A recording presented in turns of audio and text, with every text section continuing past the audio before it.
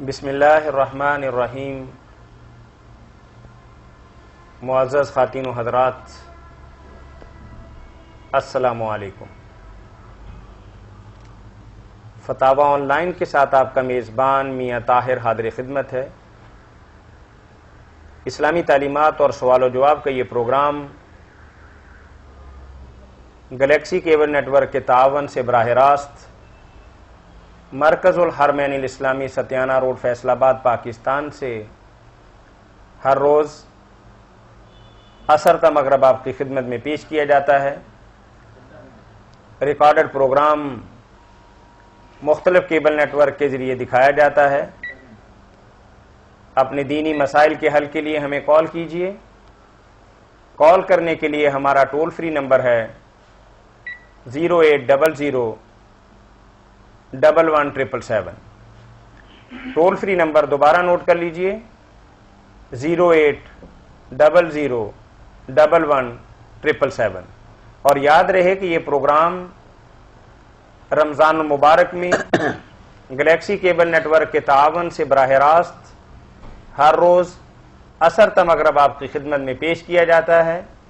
اس programme میں آپ کی طرف سے آنے والی فون کالز اور براہ راست پوچھے گئے سوالات کے جوابات معروف مذہبی اسکالر، متعدد کتابوں کے مصنف و مؤلف مفتی مولانا محمد اسحاق حفظہ اللہ مرحمت فرماتے ہیں۔ جی مولانا، ہمارے پاس کچھ تحریری سوالات ہیں۔ سب سے پہلا سوال یہ ہے کہ دین اسلام میں نماز کی سب سے زیادہ اہمیت ہے۔ نماز اور سورہ فاتحہ لازم ملزوم ہیں۔ میرا سوال یہ ہے کہ سورۃ فاتحہ ہی کو نماز کے شروع کا حصہ کیوں قرار دیا گیا ہے؟ اس کی کوئی خاص حکمت ہو تو اس سے ہمیں ضرور آگاہ فرمائیے، جزاکم اللہ۔ سورۃ الفاتحہ، جس کے بارے میں اللہ کے رسول علیہ السلام نے فرمایا کہ اس کے بغیر نماز نہیں، اس کے علاوہ اور جہاں سے جی چاہے قرآن مجید پڑھیں مری ہر رکعت میں دہرائی جائے گی۔ جی السلام علیکم۔ جی السلام علیکم۔ جی تو سورۃ الفاتحہ میں آدمی اللہ کی بارگاہ میں حاضر ہو کر اس چیز کے لیے درخواست کرتا ہے جو زندگی کی سب سے بڑی ضرورت ہے، اور جس کے بغیر یہ انسانی زندگی جو ہے نا بیکار اور ضائع ہے اور الٹا وبال بن جائے گی اگلی دنیا میں، یعنی ہدایت کی طلب کہ اللہ تعالیٰ جی السلام علیکم۔ السلام علیکم۔ جی وعلیکم السلام ورحمۃ اللہ۔ اپنا مولانا صاحب، میں آپ سے یہ پوچھنا چاہتی ہوں کہ میری بہن ہے، سب سے چھوٹی ہے جی جی اور ماں باپ ہمارے فوت ہو چکے ہیں، جی جی تو اس کا نا رشتہ نہیں ہو رہا۔ بہت جتن کیے ہیں، بڑا بھائی بہت ہی پریشانی ہے مجھے اس کے رشتے کے لیے، تو اس کا کوئی ثواب نہیں ہو رہا۔ بتا دینا کہ جمعرات کو کیا کرے نا۔ اچھا چلیں بہن، آپ کو بھی اور میرے جو بہن بھائیوں نے ابھی ہمیں جوائن کیا ہے اس پروگرام کے حوالے سے، ہم تھوڑی سی ایک تو معذرت چاہیں گے اور پھر تھوڑی سی بات بھی بتائیں گے ہاں جی۔ کہ ہم وظائف کا مطلب نہیں بتاتے۔ پہلی بات یہ ہے، اگر بہت زیادہ ضرورت آپ سمجھتی ہیں تو جمعرات کے دن 1 بجے سے 4 بجے تک اسی نمبر پہ کال کر کے مولانا سے اس سلسلہ میں رہنمائی لے سکتی ہیں۔ اچھا، اب وہ جمعرات کا دن ہم نے تھوڑا سا مختص کیا ہے بہنوں بھائیوں کے مسائل کی وجہ سے، چونکہ بنیادی طور پر ہمارا یہ پروگرام جو ہے وہ تعویذات کے لیے اور روحانی مسائل کے حل کے لیے نہیں ہے، ہاں جی، ہم دینی اعتبار سے رہنمائی کرتے ہیں۔ آپ جمعرات کے دن کال کیجئے 1 بجے سے 4 بجے تک۔ اچھا، ہمارا تھوڑا سا مسئلہ یہ ہے کہ ہم جمعے والے دن صبح کے ٹائم مولانا صاحب سے مل سکتے ہیں؟ آپ مل سکتے ہیں، مل سکتے ہیں 11 بجے جلدی تک۔ آ جائے نا، جی، ذرا جلدی آئیں تو پھر یہ نا 10 بجے تک، 10 بجے سے پہلے آ جائے۔ 10 بجے سے پہلے، بعد میں تو پھر بہت رش ہو جائے گا نا، میری اپنی بھی مشغولیت ہوتی ہے، جمعہ کا دن ہوتا۔ ہاں جی، 10 بجے سے پہلے آ جائے آپ۔ ٹھیک ہے جی، بڑی مہربانی۔ اللہ خیر کرے۔ ہاں جی، میں بہت پریشان ہوں اس کے لیے، اپنی بہن کے لیے میں بہت پریشان ہوں۔ اللہ مہربانی فرمائے، پریشانی دور کرے، صبح آ جائیں پہلے وقت۔ ٹھیک ہے، اچھا جی، اللہ حافظ۔ آدمی کو سب کچھ بھی مل جائے نا، مگر ہدایت نہ ملے۔ ہدایت جو کہتے ہیں نا کسی کو علم ہوتا نا، یہ نہیں، ہدایت اللہ کا راستہ ہے، قل ان الہدی ہدی اللہ۔ السلام علیکم۔ جی السلام علیکم. جی اللہ کا راستہ صراط مستقیم. تو آدمی اس سورہ کو پڑھ کر اللہ سے یہی درخواست کرتا ہے. السلام علیکم. ہلو. جی السلام علیکم. وعلیکم السلام. جی بھائی. ہلو. جی بھائی سن رہے ہیں آپ کی بات, فرمائیے کیا کہنا چاہ رہے ہیں آپ. ہیلو. ہاں جی ہاں جی. السلام علیکم جی. جی وعلیکم السلام ورحمۃ اللہ. سر میں آپ سے 2 مسئلے پوچھنا چاہتا ہوں. جی فرمائیے. ہلو. آپ بولتے جائیے, ہیلو بار بار کیوں کہتے ہیں آپ. اچھا جی. جب ہم آپ پر لائن پہ ایک دفعہ ہو گئے تو اب لائن پہ رہیں گے جب تک آپ چھوڑیں گے نہیں. ٹھیک ہے جی. ہاں یہ بتائیں کہ جو ہے اپنا یا رسول اللہ کہنا ہاں ہاں قرآن و حدیث کی روشنی میں یہ کیسا ہے؟ ایک دوسرا ہم کلمہ طیب میں جب یہ کہتے ہیں کہ محمد اللہ تعالیٰ کے رسول ہیں ہاں ہاں تو اس کی روشنی میں یا رسول اللہ کہنا ٹھیک ہے یا نہیں؟ جب ہم اقرار بھی کرتے ہیں کہ محمد صلی اللہ علیہ وسلم اللہ کے رسول ہیں. ایک دوسرا مسئلہ یہ ہے جو ہم کہتے ہیں اللہ نبی وارث, ہاں ہاں اس میں شرکت کہاں تک آتی ہے؟ اس میں اللہ تعالیٰ کی ذات میں کوئی شرکت آتی ہے یا نہیں؟ آپ کے 3 سوال ہو گئے نا. ہاں جی. یہ مجھے فون پر پلیز دے دیں, میرے پاس ٹی وی نہیں ہے. کوئی بات نہیں, ہم ایسے ہی دیتے ہیں جواب. جواب مگر ان کے لیے تو آپ کو بھائی ملنا چاہیے, تسلی سے باتیں ہوں یا کیا بیان کریں. مختصر جواب یہ ہے. نہیں اب تسلی سے دے دیں. نہیں تسلی سے یہاں نہیں نہ دے سکتے, لوگوں کے لیے اور بھی وقت ہوتا ہے. آپ یہ باتیں لے کر مسجد میں آیا کریں, وہاں بیٹھیں, کھلے دل سے بات سنیں. مولانا کہہ رہے ہیں کہ کل چونکہ جمعۃ المبارک ہے, آپ رحمان جولر والی گلی کے اندر مولانا محترم عرصہ 25 برس سے خطبہ جمعہ ارشاد فرما رہے ہیں. آپ اسی مسجد کے اندر تشریف لے آئیں, وہاں مسجد کے اندر بیٹھ کے, چونکہ یہ بات ہے تھوڑی وضاحت طلب. اگر مولانا جنرل یہ بات کہہ دیتے ہیں کہ ٹھیک ہے, پھر آپ کا سوال ہوگا کہ کیسے ٹھیک ہے. اگر مولانا کہہ دیتے ہیں کہ ٹھیک نہیں ہے تو پھر بھی آپ کا سوال ہوگا کہ کیسے ٹھیک نہیں ہے. یہ تو سامنے بات ہوگی. یہ تھوڑی مجھے ایڈریس بتا دیں, میں کل کو انشاءاللہ وہاں پہنچ جاؤں گا. آپ مجھے ایڈریس بتا دیں. رحمان جولر ہے نا ستیانہ روڈ پہ. ستیانہ اور رحمان جولر. جی جی جی ہاں جی. ایک اس گلی کے اندر ایک ہی مسجد ہے. اچھا جی. کسی سے پوچھنے کی ضرورت نہیں, پوچھ لیں کہ مسجد کہاں ہے. ٹھیک ہے جی. ادھر آپ کو یہ سوال ریپیٹ کرنے پڑیں گے یا ویسے ہی آپ جواب دے دیں گے؟ آپ آ کے بتا دیں کہ جی میں وہ آدمی ہوں کہ جس نے کل فون پہ آپ سے جواب مانگا تھا, میں اب آ گیا ہوں. بس اتنی سی بات. ٹائم ملتا ہے آپ سوال جواب کا ہوتا ہے؟ انشاءاللہ آپ 10 بجے آ جائیں مولانا, مسجد میں تو صبح فجر کے بعد ہی آ جاتے ہیں. پہلے ہی آ جائیں جمعہ سے, بیٹھے ہوتے ہیں حجرہ میں, تو آپ جو چیز چاہے پوچھیں میرے بھائی. چلو ٹھیک ہے جمعہ سے میں پہلے آ جائیں. خوشی ہوگی, آ جائیں. جی مولانا کچھ لوگ چلیں انہی کے سوال پہ بات کرتے ہیں, تو کچھ لوگ کچھ اس طرح کے سوالات کرتے ہیں دیکھنے میں, جیسے ایک آدمی کہتا ہے میں بڑا مختصر سا سوال کرتا ہوں کہ قرآن کریم کا پورا ترجمہ سنا دیں یا مجھے سورہ بقرہ سنا دیں. اب 2.5 پاروں کی سورت اور 30 پاروں کا ترجمہ, یہ کوئی آسان کام تو نہیں ہے, لیکن سوال کرنے والے نے تو 2 لفظوں کے اندر اپنی بات ختم کر لی. لمبی چوڑی بات ہوتی ہے نا, تھوڑی نہیں بات. پوچھنے والا تو پوچھا, 3 یہ سوال ہے, اس پر پورا وقت خرچ ہو سکتا. اسی لیے کہا نا کہ بھئی آپ آ جائیں, وہاں بیٹھیں گے, بات ہوگی. جی ٹھیک ہے, ٹھیک ہے. جی آپ سورہ فاتحہ کے حوالے سے. اور سورہ فاتحہ میں کہہ رہا تھا کہ اللہ تعالیٰ سے لوگ بہت کچھ مانگتے ہیں, مگر سب سے بڑی چیز جو مانگنے کی ہے وہ خود اللہ ہی ہے, کہ اللہ ہمیں مل جائے. صراط مستقیم کیا ہے؟ کہ اللہ تک پہنچانے والا راستہ. اس کے سے بڑھ کر کیا بات ہوگی کہ بندہ اللہ سے اللہ ہی مانگتا ہے کہ تو مجھے مل جائے, میرا راستہ مل جائے. وعلیکم السلام. جی بالکل. جی میں نے مفتی صاحب سے پوچھنا تھا کہ جون سے بلی ہے گھر میں رکھنی جائز ہے کہ رکھ سکتے ہیں بلی کو؟ بلی رکھیں, بلی اچھا جانور ہے. اچھا جانور. اس کے جون سے بچے ہوتے ہیں بڑے, تو پھر ہم چھوڑاتے ہیں تو گناہ تو نہیں ہوتا کوئی؟ نہیں, کوئی گناہ نہیں, اللہ ان کا حافظ ہے. پہلے بھی وہ جنگلوں میں پلتے ہیں, کوئی بات نہیں.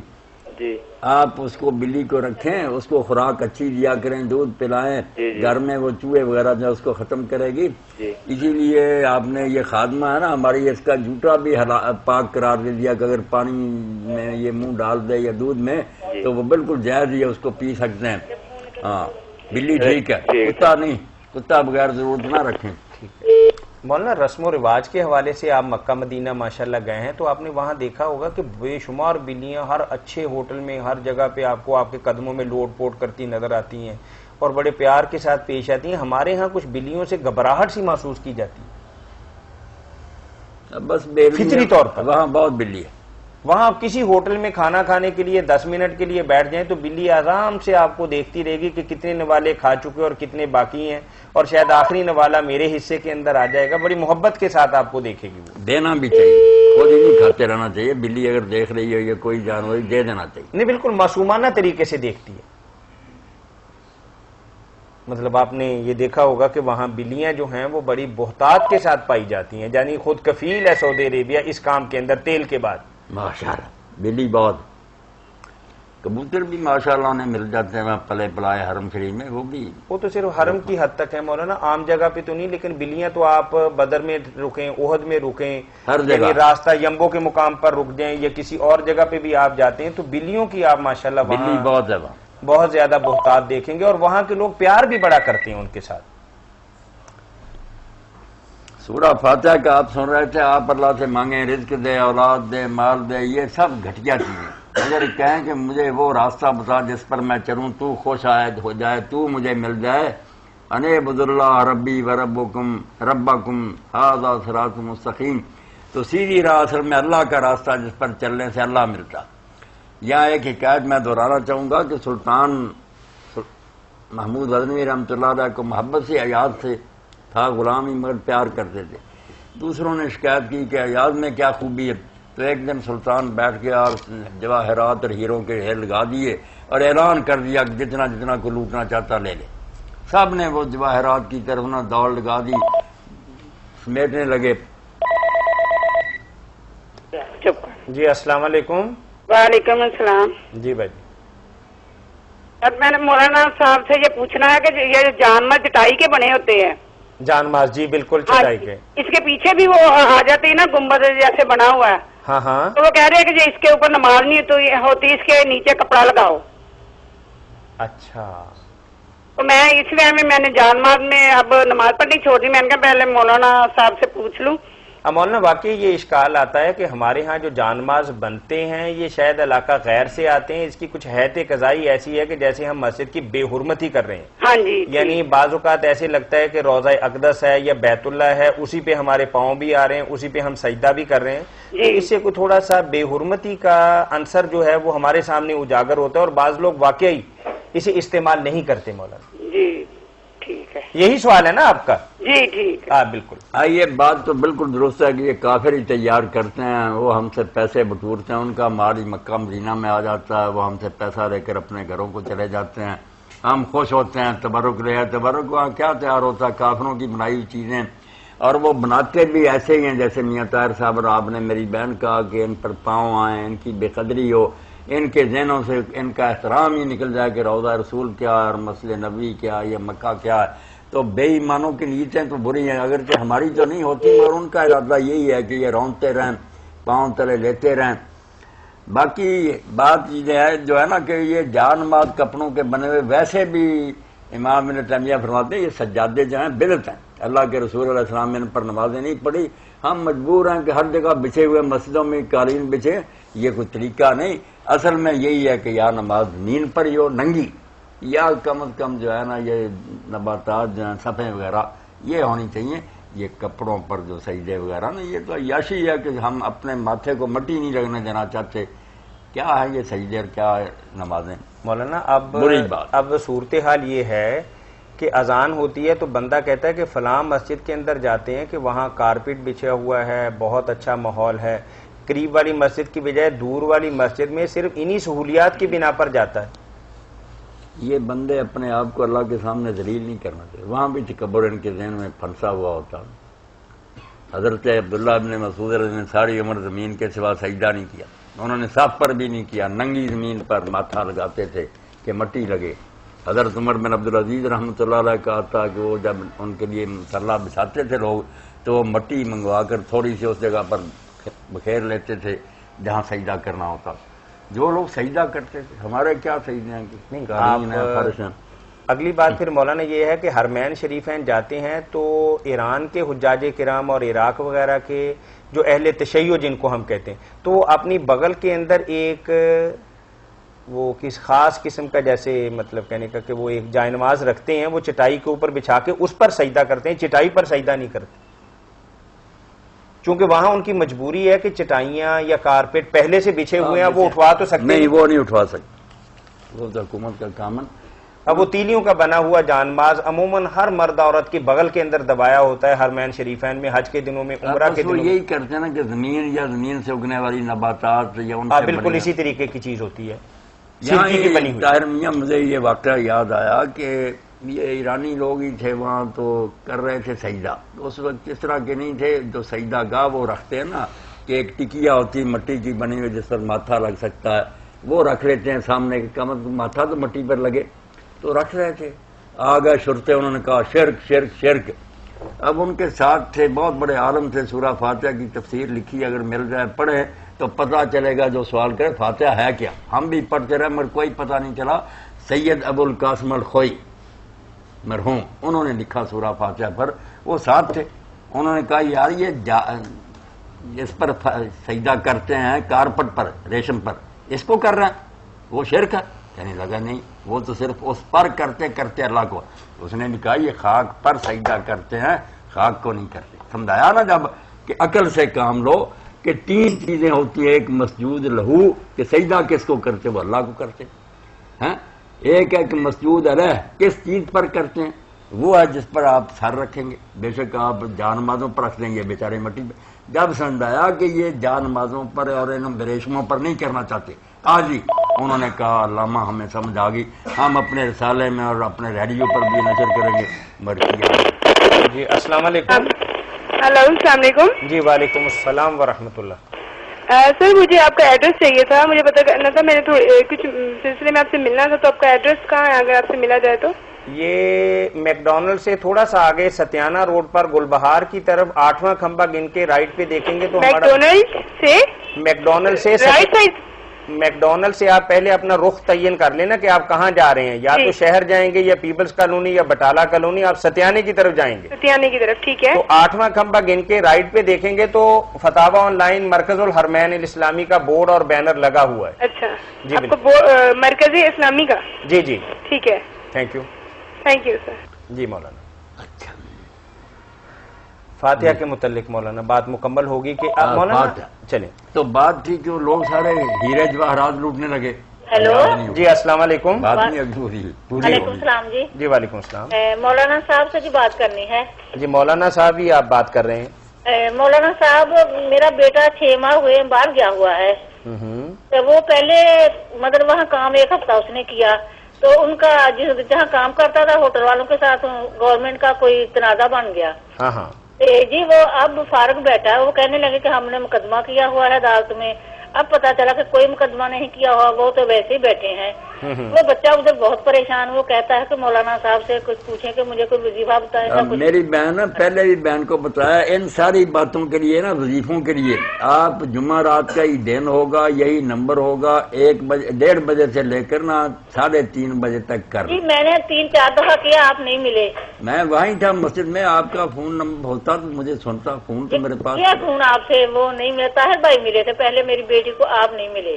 نہیں، پھر آپ نا اگلی جمعہ رات کا صبر کریں انشاءاللہ۔ ان کی تو موبائل پہ کال آئی تھی۔ جی ہاں کیا تھا، ہاں موبائل پہ کال آئی تھی، تو میں نے انہیں یہی کہا تھا کہ پھر کسی وقت کر لیں، کیونکہ اس طرح کا جو ہمارا یعنی بدقسمتی ہماری یہ ہو گئی ہے جی کہ آپ بجائے اس کے کہ وظیفہ پوچھیں، آپ کیوں نہیں یہ کہتی کہ مولانا ہمارے لیے دعائے خیر فرمائیں کہ اللہ تعالیٰ ہماری اس مشکل کو آسان کر دیں۔ جی مولانا دعا نہیں میں یہ بات کہتا ہوں، آپ مریض کی دوائی خود کھانا چاہتے ہیں، آپ کیوں نہیں یہ ذمہ داری کسی نیک آدمی پہ ڈالتے کہ اللہ کے ہاں وہ درگاہ کے اندر دعا کریں کہ اللہ تعالیٰ ہماری یہ مشکل حل کر دیں۔ ہمارے صبح سے شام تک میری بہنوں کے بھائیوں کی یہی کالیں آتی ہیں جی کہ کاروبار کے لیے، اس کام کے لیے وظیفہ بتا دیں، حالانکہ اللہ کے نبی صلی اللہ علیہ وسلم نے بہترین طریقہ یہی بتایا کہ دعا کروائیں۔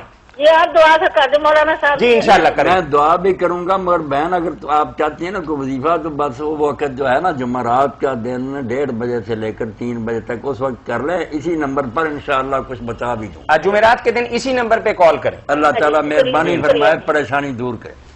تو جب سلطان نے ڈھیر لگا دیے نا موتی اور جواہرات کے، لوگوں سے کہا لوٹ لو، تو سب لوٹنے لگے، امیر وزیر سب دوڑ پڑے کہ بادشاہ سلامت نے انعام دیا۔ ایاز غلام نہیں اٹھا جس سے محبت تھی، انہوں نے کہا تو نے ایاز کیوں نہیں یہ سونا چاندی لیا؟ اس نے کہا میں سونا چاندی کیا کروں گا، جن کو سونا چاندی چاہیے، مجھے تو محمود چاہیے۔ اس نے اٹھ کر ہاتھ رکھ دیا کہ بس آپ مجھے مل جائیں، آپ مجھ سے محبت کریں، مجھے یہ۔ سلطان نے کہا سمجھائی کہ میں یاد سے کیوں پیار کر رہا ہوں، تمہیں موتی پیارے سے بھاگ گئے، اس نے مجھے نہیں چھوڑا۔ تو اہدنا الصراط المستقیم میں جو ہے نا، اس مثال کو یاد رکھو بچوں کہ سورہ فاتحہ معمولی نہیں، کچھ نہیں مانگتا، مجھے اپنا راستہ دکھا جس پر چل کر نبی اور صدیق اور شہید تو تک پہنچے ہیں، میں بھی پہنچا۔ اور ساتھ ہی یہ بھی کہتا کہ جو شرارت کی وجہ سے راستہ چھوڑ گئے ان سے بھی نہ کرنا، وہ مغضوب ہیں، اور جو شرارت تو نہیں تھی یہ ٹھیک تھی مگر علم نہیں تھا، تحقیق نہیں کی، وہ بھی بھٹک گئے، ان سے نہ کرنا، مجھے ان سے کرنا جو تل تک پہنچ گئے۔ اللہ مل گیا تو سب سے بڑی بات۔ السلام علیکم۔ وعلیکم السلام جی بھائی، آج بول رہا ہوں سلیم ٹیکسٹائل کمپنی سے۔ جی جی، میرا یہ سوال تھا مولانا صاحب سے کہ فجر کی سنتیں جو ہیں ہاں ہاں، اگر وہ جاتے ہیں ہم اور جماعت کھڑی ہوتی ہے تو ہم فوراً جماعت میں مل جاتے ہیں، جی جی، وہ رہ جاتی ہیں ہماری، بعض لوگ کہتے ہیں کہ پھر دوبارہ جب سورج نکلتا ہے پھر پڑھنی چاہیے، اور بعض کہتے ہیں کہ فوراً اس کے بعد پڑھنی چاہیے، کون سا طریقہ صحیح ہے؟ اور مجھے یہ تفصیل سے اس کے بارے میں بتائیں۔ میرے بھائی یہ تو بہت اچھا آپ کرتے ہیں جو جماعت کے ساتھ شامل ہو جاتے ہیں۔ جو لوگ ہیں نا جماعت ہوتی رہتی ہے وہ ساتھ ہی سنتے پڑھتے رہتے ہیں، وہ طریقہ تو بالکل غلط ہے۔ اب رہ گئی بات کہ جماعت کے ساتھ شامل ہو گئے، بعد میں ان سنتوں کا کیا کریں؟ وہ سنتیں اسی وقت آپ پڑھ سکتے ہیں، اللہ کے رسول علیہ السلام کے سامنے اسی وقت آدمی نے پڑھی، آپ نے فرمایا فجر کی نماز تو صرف 2 رکعتیں، یہ کیا؟ اس نے کہا میری پہلی 2 رکعتیں رہ گئی تھی، فرمایا پھر کوئی بات نہیں۔ وہ سورج نکلنے کی بات میرے بھائی تھوڑی سی غلطی لگ گئی، وہ یہ نہیں سی بات ہے کہ نہ پڑھو جب تک سورج نہ نکلے، وہ یہ تھی کہ اگر سورج نکلنے تک بھی کسی وجہ سے نہیں پڑھ سکے تو یہ سنتیں دوسری سنتوں کے مقابلے میں زیادہ ضروری ہیں، سورج نکلنے کے بعد بھی پڑھنی پڑیں گی۔ بات یہ تھی کہ سورج نکلنے تک جو نہیں پڑھ سکا وہ پڑھے، ہاں یہ نہیں کہ نہ پڑھو سورج نکلنے تک۔ یہ حدیث پاک نکال کر دیکھیں پتہ چل جائے گا کہ جس نے سورج نکلنے تک بھی نہیں پڑھی، درس ہونے لگا، یہ کوئی اور یعنی مشغول پڑھنی پڑے گی، پڑھنی پڑے، مقصد یہ تھا بات کا۔ کیونکہ یہ 2 سنت اور وتر تو آپ نے سفر میں بھی نہیں نہ چھوڑے، یہ بات ہے میرے بھائی۔ اچھا، اور دوسرا یہ تھا کہ اگر یہ روزہ صبح رکھتے ہیں لوگ، اور اکثر دیکھا ہے عورتیں گھروں میں جو ہے ادھر سے اذانیں شروع ہو جاتی ہیں پھر کھاتی رہتے ہیں، یا اذان ختم ہونے تک کھاتے رہتے ہیں، یہ اذان ابھی ہو رہی ہے؟ نہیں، اذان تو میرے بھائی یہ جو ہے نا ہو رہی ہے، بالکل غلط بات ہے۔ جب شروع ہو نا اللہ اکبر، جی جی، بلکہ بہتر بات تو ان لوگوں کی ہے جو امام مالک وغیرہ کہتے ہیں کہ اس سے بھی 2-4 منٹ پہلے ہٹ جانا چاہیے تاکہ پوری تسلی ہو۔ اذان میں بھی ہو سکتا اذان دینے والا کچھ غلطی کر جائے، جب ٹائم ٹیبل بتا رہا کہ یہ وقت ہونے والا، گھڑیاں بھی دھوکہ کر سکتی ہیں، احتیاط۔ یہ ابن رشد لکھتے ہیں کہ یہ احبط اور القولین ہے، دونوں قولوں میں سے زیادہ پرہیزگاری کی بات ہے کہ تھوڑی دیر پہلے رک جاؤ، خدا کے آخری سرحد تک چلے جانا اور کھاتے ہی رہنا، اذان شروع ہوگی۔ یہ تو ایسے ہی جیسے سورج غروب ہونے سے 1-2 منٹ پہلے کھا رہے، اتنا ہی جرم یہ ہے کہ وقت ہو گیا روزے کا آپ کھا رہے ہیں، کوئی جواز ہوا نہیں اور آپ نے کھانا شروع کر دیے، بالکل یہ غلط بات ہے۔ ٹھیک جی، السلام علیکم۔ وعلیکم السلام ورحمۃ اللہ۔ مولانا صاحب سے میرا سوال ہے کہ افطاری کا ٹائم صحیح بتا دیں کہ اذان جب کوئی ہو تو اس وقت کھول لیا کریں؟ ہاں کھول دیا کریں، اذان نہ بھی ہو آپ کو ٹائم ٹیبل بتائے اور آپ کی گھڑی درست ہو، یا آپ کھلی آنکھوں سے دیکھ رہے ہیں کہ سورج غروب ہو گیا، کھلے میدان میں ہو یا مشرق کی طرف سے سیاہی اٹھ گئی ہے جی، تو آپ روزہ کھول دیں۔ بعض بات ایسے ہوتا ہے نا کہ اذان پہلے آواز آ جاتی ہے اذان کی، تو اذان کی آواز سے بھی روزہ کھول سکتے ہیں؟ کئی لوگ رضانے بھی غلط دیتے ہیں نا، وہ نہیں خیال کرتے، ٹائم ٹیبل بھی غلط چھپے ہوئے ہیں، احتیاط چاہیے 1-2 منٹ کی نا، صحیح ہے، بولے 1-2 منٹ تھوڑا سا لیٹ کر لیں، تسلی کرنی چاہیے، وہ نہ ساری دن کی محنت ضائع ہو جائے۔ صحیح ہے، مہربانی۔ کرم فرمائے اللہ۔ مولانا سورہ فاتحہ کے حوالے سے آپ نے بہت ہی جی، السلام علیکم۔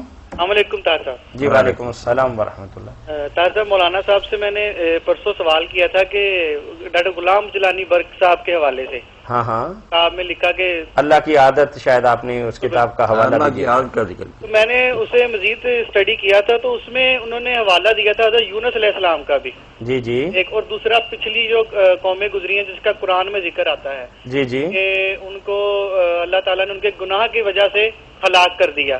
آپ کا سوال یہ تھا کہ دنیا ہی کے اندر بدکار آدمی کو جب تک سزا نہیں ملتی وہ مرتا نہیں ہے، مرتا نہیں ہے. یہی بات ہے نا، ہاں، مولانا خلاصہ کلام یہ تھا. جی مولانا صاحب نے فرمایا تھا کہ یہ دارالعمل ہے، دارالجزا نہیں. بالکل یہی بات اگر یہ دارالعمل ہوتا تو پھر حضرت یونس علیہ السلام کو بھی نہ ملتی، وہ قیامت والے دن اللہ جزا دیتا.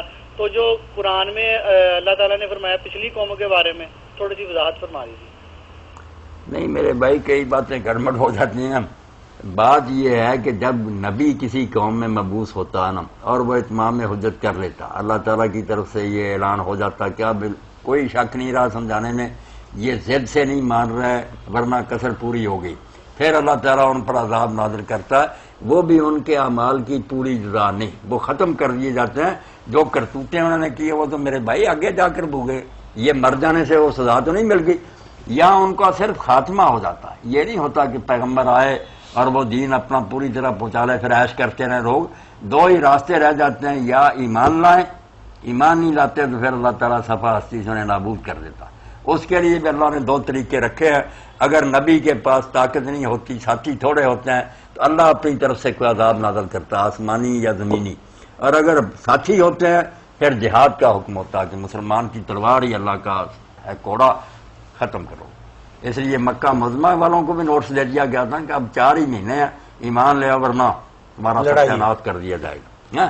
تو یہ جو ہے نا کہ ختم کر دیا جائے، سانپ کو مار دیا گیا، یہ سزا نہیں ان کو ابھی ملی.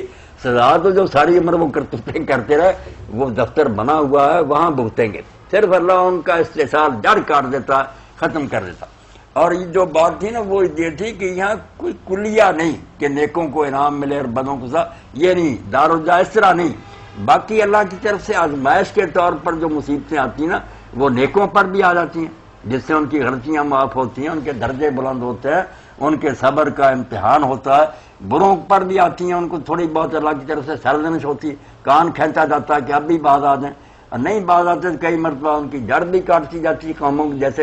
مگر پوری سزا جو ہے اس دنیا میں ممکن ہی نہیں. ایک آدمی نے 10-15 آدمی قتل کر دیے، آپ بتائیں کون سی عدالت وہ سزا دیتے ہیں، لکھتے ہیں کہ اس کو 10 مرتبہ سزائے موت دی جائے، مگر 10 مرتبہ دی نہیں جا سکتی. جان تو ایک ہے. پتہ چلا کہ انصاف یہ کہتا ہے کہ اس کو اتنی ملنی چاہیے، مگر اس دنیا میں انتظام نہیں. اس کے لیے وہ دنیا جہاں مرے گا نہیں، بار بار پھر یہ اس طرح ہی بھگتتا رہے گا. باقی یونس علیہ السلام کا معاملہ جو ہے نا وہ نہیں کہنا چاہیے کہ انہیں سزا ملی یا کوئی ان کو ایسا ہوا، ایسی بات نہیں. وہ جیسے ایک آدمی اپنی ڈیوٹی سے چلا جائے بغیر اجازت تو اس کو ڈانٹا جاتا کہ واپس اپنی ڈیوٹی پر جاؤ. یونس علیہ السلام نے اللہ کی اجازت کے بغیر ہجرت کی. ایک قوم میں واز کرتے رہے مگر غصے میں آ گئے، کتنی مدت ہوئی نہیں سمجھتے، دفع ہو اپنی جان کو روئے، میں جا رہا ہوں. غصے میں نکل گیا، اللہ نے پکڑ لیا کہ جب میری طرف سے اجازت نہیں ملی کیوں کام چھوڑ کر آئے، چلو ڈیوٹی پر واپس. وہ واپس چلے گئے. قوم پہلے سے کانپ گئی تھی، وہ جاتے ہی منتظر سے مسلمان ہو گئے. تو یہ مصیبتیں جو ہیں اس دنیا میں ان کے کئی رنگ ہیں جس کا کوئی شخص فیصلہ نہیں کر سکتا. اللہ جانتا ہے، یا وہ آدمی خود اپنے ضمیر سے پوچھے کہ اس کی آزمائش ہے، اس کو ڈانٹ پڑ رہی ہے، سزا مل رہی ہے، مگر پوری سزا یا پورے انعام کا آپ خود سوچ رہے ہیں یہاں کوئی طریقہ نہیں، نہ کسی کو مل سکتی. 60 سال ایک آدمی نیکیاں کرتا رہا، کیا 1-2 منٹ میں اس کو ملے گی؟ وہ تو ہمیشہ کی زندگی. تو جو لوگ آخرت کو نہیں مانتے غلام جیلانی کی طرح، وہ یہی چاہتے ہیں کہ یہاں ہی سارا قصہ ختم ہو جاتا، پھر اگلی دنیا کی کیا ضرورت؟ یہاں نہیں کچھ بھی ہوتا، آگے جا کے لوگ پوچھیں. یہاں تو لوگوں نے دیکھا کئی ظالم بادشاہ عیش کرتے مرے، ان کے سر درد بھی نہیں ہوا.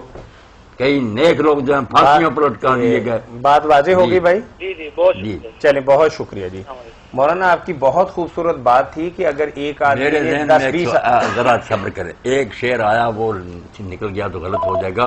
وہ اہدنا الصراط المستقیم، اللہ کو ڈھونڈنے کا پیارا مضمون میں چاہتا ہوں رہ نہ جائے. جی کرتے ہیں. فراق و وصل سے بات دیکھا نام کال لے لیجیے. السلام علیکم. السلام علیکم. فراق و وصل سے باشد رضائے دوست طرب. السلام علیکم. جی وعلیکم السلام ورحمۃ اللہ. جناب مولانا صاحب سے سوال ہے میرا کہ اپنی بیوی سے حقوق زوجیت جب ادا کرتا ہے اس کے بعد غسل فرض ہو جاتا ہے؟ بالکل فرض اس کے بعد اس میں نہانے سے پہلے کوئی کھانا پینا جائز ہے یا اس میں کوئی؟ ہاں بالکل میرے بھائی آپ کی بات ٹھیک ہے. سب لوگوں کی ضرورت کی بات ہے. کئی لوگ پوچھتے نہیں، حالانکہ یہ چیزیں پوچھنی چاہیے.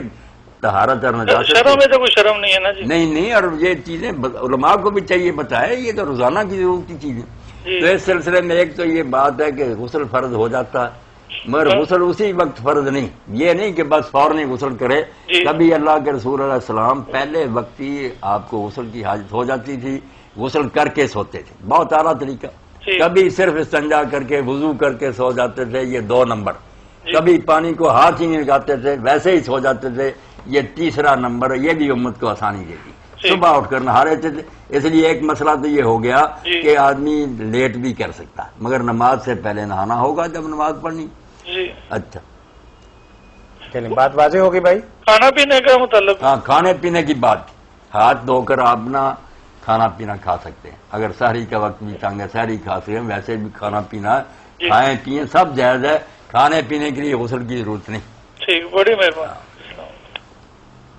جی آپ نے ایک شعر بتانا تھا توحید کے حوالے سے. راک و وصل سے باشد رضائے دوست طرب کہ حیف باشد ازو غیر او تمنا. شاعر کہتا ہے یہ کیا رونا روتا ہے کہ محبوب بچھڑ گیا یا محبوب ملے، یعنی دنیا کے مطالبے ملنا چاہیے، دفع کر رضائے دوست طرب، دوست کی رضا ڈھونڈ کے وہ خوش ہو، کیونکہ اس سے بڑی لعنت کی کوئی بات نہیں کہ دوست سے دوست کے علاوہ کچھ مانگا جائے. اس سے مانگنا تو اس کو ہی مانگ تو مجھے مل جائے کہ حیف باشد ازو غیر او تمنا. یہ ہے توحید اور یہ ہے سورہ فاتحہ. میں نے وجد میں آ کر کہہ دیا پتہ نہیں کسی کے پلے پڑا یا نہیں، اس لیے ہر رکعت میں آدمی روتا ہے کہ میں نہیں اور کچھ بھی چاہتا. اہدنا الصراط، مجھے وہ راستہ دکھا جس پر چلتا چلتا میں تجھ تک پہنچ جاؤں، تو مجھے مل جائے اور تو راضی ہو جائے. اور راستہ بھی اللہ نے بتا دیا کہ یہ راستہ بھائی اگر ہے تو ان کا ہے جو نبی صدیق شہید نیک لوگ تھے. چلو اس راستے پر آ جائے گا مجھے.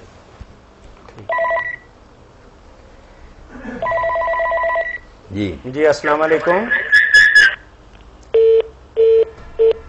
مولانا. ایک سوال ہمارے پاس ہے کہ ایک بہن نے وضو کیا پھر اپنے بچے کو پیشاب کرانا پڑا اور اس کو ظاہر ہے کہ صفائی ستھرائی بھی کیا، تو اس سے اس کے وضو پر کچھ اثر پڑے گا؟ پہلے کال لیتے.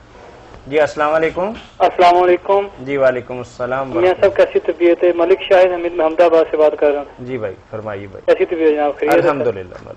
سر ایسا ہے کہ مولانا سے سوال تھا کہ میں نے دانت درد ہو رہی تھی میری، تو میں ایک ڈاکٹر کے پاس گیا ہوں. میں نے انہیں کہا کہ بھائی میرا روزہ ہے کہ کوئی ایسی چیز مجھے دوائی لکھ دیں، ایسا کوئی اسے چیک نہ کرنا. اسے میں کوئی کہا بھائی میں روئی لگا کے نہ چیک کرتا ہوں. پھر اس نے روئی لگائی اور ساتھ کہتا ہے تھوڑا سا میں اس کو رکھ دیتا ہوں، میں یہ آپ کو زبان پہ نہیں لگے گا. ٹھیک ہے. اس نے تھوڑی سی وہ اپنا روئی کے ساتھ نا میں اسپرٹ تھا یا کیا چیز تھی اس نے وہ بھگو کے نا اس کے اندر رکھ دی ہے. ٹھیک ہے، اس وقت تو کچھ نہیں ہوا، لیکن 10-15-20 منٹ جب منہ میں تھوک بڑھا ہے تو اس کے بعد وہ اس کا جو اثرات ہیں وہ میری زبان پہ لگ گئے ہیں. اب مولانا سے پوچھتے ہیں کہ وہ اب اس کے ساتھ کیا مسئلہ ہوا ہے؟ روزہ مکروہ ہو گیا، ختم ہو گیا، کیا ہے؟ نہیں آپ بے فکر ہیں، اگر دانت درد کرے یا دانت درد کرے اس میں دوائی لگا دی جائے یا اکھاڑ بھی دیا جائے دانت کو یا اس دانت کو، تو کوئی بات نہیں، نکلوا بھی دیں نا ڈاکٹر سے تو کوئی نہیں، روزے کا کچھ نہیں بگڑتا. کچھ باہر ہی جاتا نا، اندر تو نہیں جاتا. جو دوائی رکھی اس کا کوئی آپ کو ذائقہ زبان پر معلوم ہوا تو ذائقہ میرے بھائی کچھ نہیں چیز، یہ کوئی کھانے پینے کی چیز نہیں. یہ تو آپ اگر نیم کی یا کوئی اس طرح کی مسواک کریں وہ بھی کڑوا یا میٹھا محسوس ہوتا ہے تو اس سے کیا روزے کا جانا. روزہ تو کسی چیز کے کھانے پینے کا نام ہے کہ آپ اندر لے جائیں. ان باتوں سے روزے کا کچھ نہیں بگڑتا. میری بہنیں اگر ہانڈی پکاتی ہیں وہ چکھ لیں سالن کہ نمک وغیرہ ٹھیک ہے، چکھ سکتی ہیں، پھر تھوک دیں. اسی طرح بچے کو اگر کوئی دودھ پلاتی ہے، میری بہن نے ابھی مسئلہ پوچھا کہ وضو کیا تھا بعد میں بچے کو دودھ پلا دیا پھر بھی کچھ نہیں، یا اس نے پیشاب کیا بچے نے ٹٹی کی بعد میں دھویا وغیرہ ماؤں نے دھونا ہوتا نا، اس سے بھی وضو نہیں ٹوٹتا. یہ وضو ٹوٹنے والی کوئی بات نہیں. بہت اچھا کیا میری بہن نے یہ بات پوچھ لی. ہر ایک کی ضرورت کی، اور بہنیں پریشان ہو جاتی کہ میرا ہاتھ گندگی کو رہا وضو جاتا رہا. وضو نہیں گیا، جو گندگی چیز دھو دی آپ نے اس کے بعد ہاتھ صاف کر لیں، وضو برقرار ہے. وضو توڑنے والی چیزیں نا اور ہیں وہ دین میں طے شدہ، ان میں اضافہ نہیں کر سکتے. اس کے ساتھ ہی سن لیں کئی لوگ کہہ دیتے ہیں کہ میں نے جب وضو کیا بعد میں کپڑے بدلے ننگا ہو گیا. آپ سارے اتار کر ننگے ہو جانا، کوئی وضو کا نقصان نہیں ہوتا. وضو نے کیوں ٹوٹنا؟ یہ ٹوٹنے والی شے نہیں. ٹوٹتا ہے آگے اور پیچھے جو دونوں راستے نا پخانے پہ، اس میں سے کوئی چیز نکلے. تندرست آدمی کی، بیمار کی اگر ہوا نکل رہی وہ بھی کوئی بات نہیں. تندرست آدمی کی پخانے اور پیشاب والے راستے سے کوئی چیز نکلے. خروج من السبیلین، اور دوسری چیز ہے بے ہوشی، نیند اتنی آ گئی یا غشی ہو گئی آدمی کو پتہ ہی نہیں رہ گیا، وہ بھی اصل میں توڑنے والی نہیں تھی اس لیے گنی گئی کہ اس میں آدمی فیصلہ نہیں کر سکتا، تو شاید کوئی چیز نکل گئی ہو، مجھے پتہ نہ چل۔ یہ دو چیزیں ہیں وضو کو توڑنے والی، اللہ اللہ خیر صلاح۔ اس کے علاوہ کہہ آئے نکسیر پھوٹے جو جیتے، میں نے مسئلہ حل کر کے آپ کو بتا دیا، کر لیں تو آپ کی خوشی ہے، صفائی ہے، وضو نہیں ٹوٹا۔ بس دو چیزیں بتا دی کہ عقل کا گم ہو جانا، بے ہوشی، یا دونوں راستوں سے کسی چیز کا نکلنا، ٹٹی پیشاب وغیرہ ہوا، یہ ہیں دو اصل میں توڑنے والے جو نمبر ابر شاہ ولی اللہ فرماتے ہیں یہ ہیں جو اللہ کے رسول نے بتائی۔ باقی سب جتنی ہے نا گنتے جائیں، مولوی حضرات بتائیں، من فعل فقد احسن، کر لے گا کوئی نیا وضو اچھا، ومن لم یفعل فلا حرج، نہیں کرے گا تو حرج کوئی نہیں، وضو درست ہے۔ موٹی بات بتا دی، ورنہ اتنی لمبی لسٹ ہے کہ اس سے بھی اونٹ کے گوشت سے ٹوٹ گیا، فلاں سے ٹوٹ گیا، نہیں، وہ کوئی چیزیں نہیں توڑنے والی، کرے تو بسم اللہ، ورنہ ٹھیک ہی ٹھیک ہے۔ خلاصہ بتا دیتا ہوں تاکہ سب۔ السلام علیکم۔ وعلیکم السلام جی بھائی۔ سر میرا مسئلہ یہ ہے کہ ہمارے گاؤں میں ایک مسجد بن رہی ہے، ٹھیک ہے، اس میں کلمہ شریف لکھ کے نیچے اس کے نا یا اللہ اور یا اللہ محمد لکھا گیا ہے، یا اللہ اور یا محمد لکھا گیا ہے، ٹھیک ہے۔ اس کے معاملے میں پوچھنا ہے کیا یہ صحیح ہے یا نہیں ہے صحیح؟ بھائی باقی باتیں تو الگ ہیں، یہ تو دیوبندی بریلوی اہل حدیث ساری امت میں متفق ہے کہ یا محمد نہیں کہنا چاہیے، نہ لکھنا چاہیے، یہ کوئی اختلافی بات نہیں، یا رسول اللہ یا نبی اللہ آپ کہیں تو کوئی عقل کی بات ہے۔ یہ تو اعلیٰ حضرت نے پورا رسالہ لکھا کہ اگر کسی حدیث میں بھی آ جائے نا کہ کسی بدو نے کہہ دیا تھا پڑھنے یا جبریل علیہ السلام نے، ہم نہیں پڑھ سکتے، وہاں آئے گا عالم حرام ہے اگر پڑھے یا محمد، بدل کر پڑھے یا نبی اللہ، یا ادب سے بلانا، آپ کو آپ کے نام سے آواز دینا تو سورہ نور میں اتر گیا کہ حضور کو ایسے آواز دیتے ہو جیسے آپس میں وہ لا لیتے ہیں، اسحاق فلاں فلاں، نہیں، یہ تو آپ سمجھیں یا محمد والا تو قصہ ختم ہے، یہ تو نادان لوگ کہتے ہیں، خود بریلوی علماء دعائی دیتے ہیں کہ حرام ہے، باقی جو یا رسول اللہ یا نبی اللہ وہ الگ بات ہے۔ سر میرا مسئلہ یہ ہے کہ کلمہ شریف لکھا ہے لا الہ الا اللہ محمد رسول اللہ، اس کے نیچے اللہ اور محمد کا نام لکھا ہے، یہ پوچھنا ہے کیا کلمے کے نیچے اللہ اور محمد کا نام لکھنا درست ہے یا صحیح ہے؟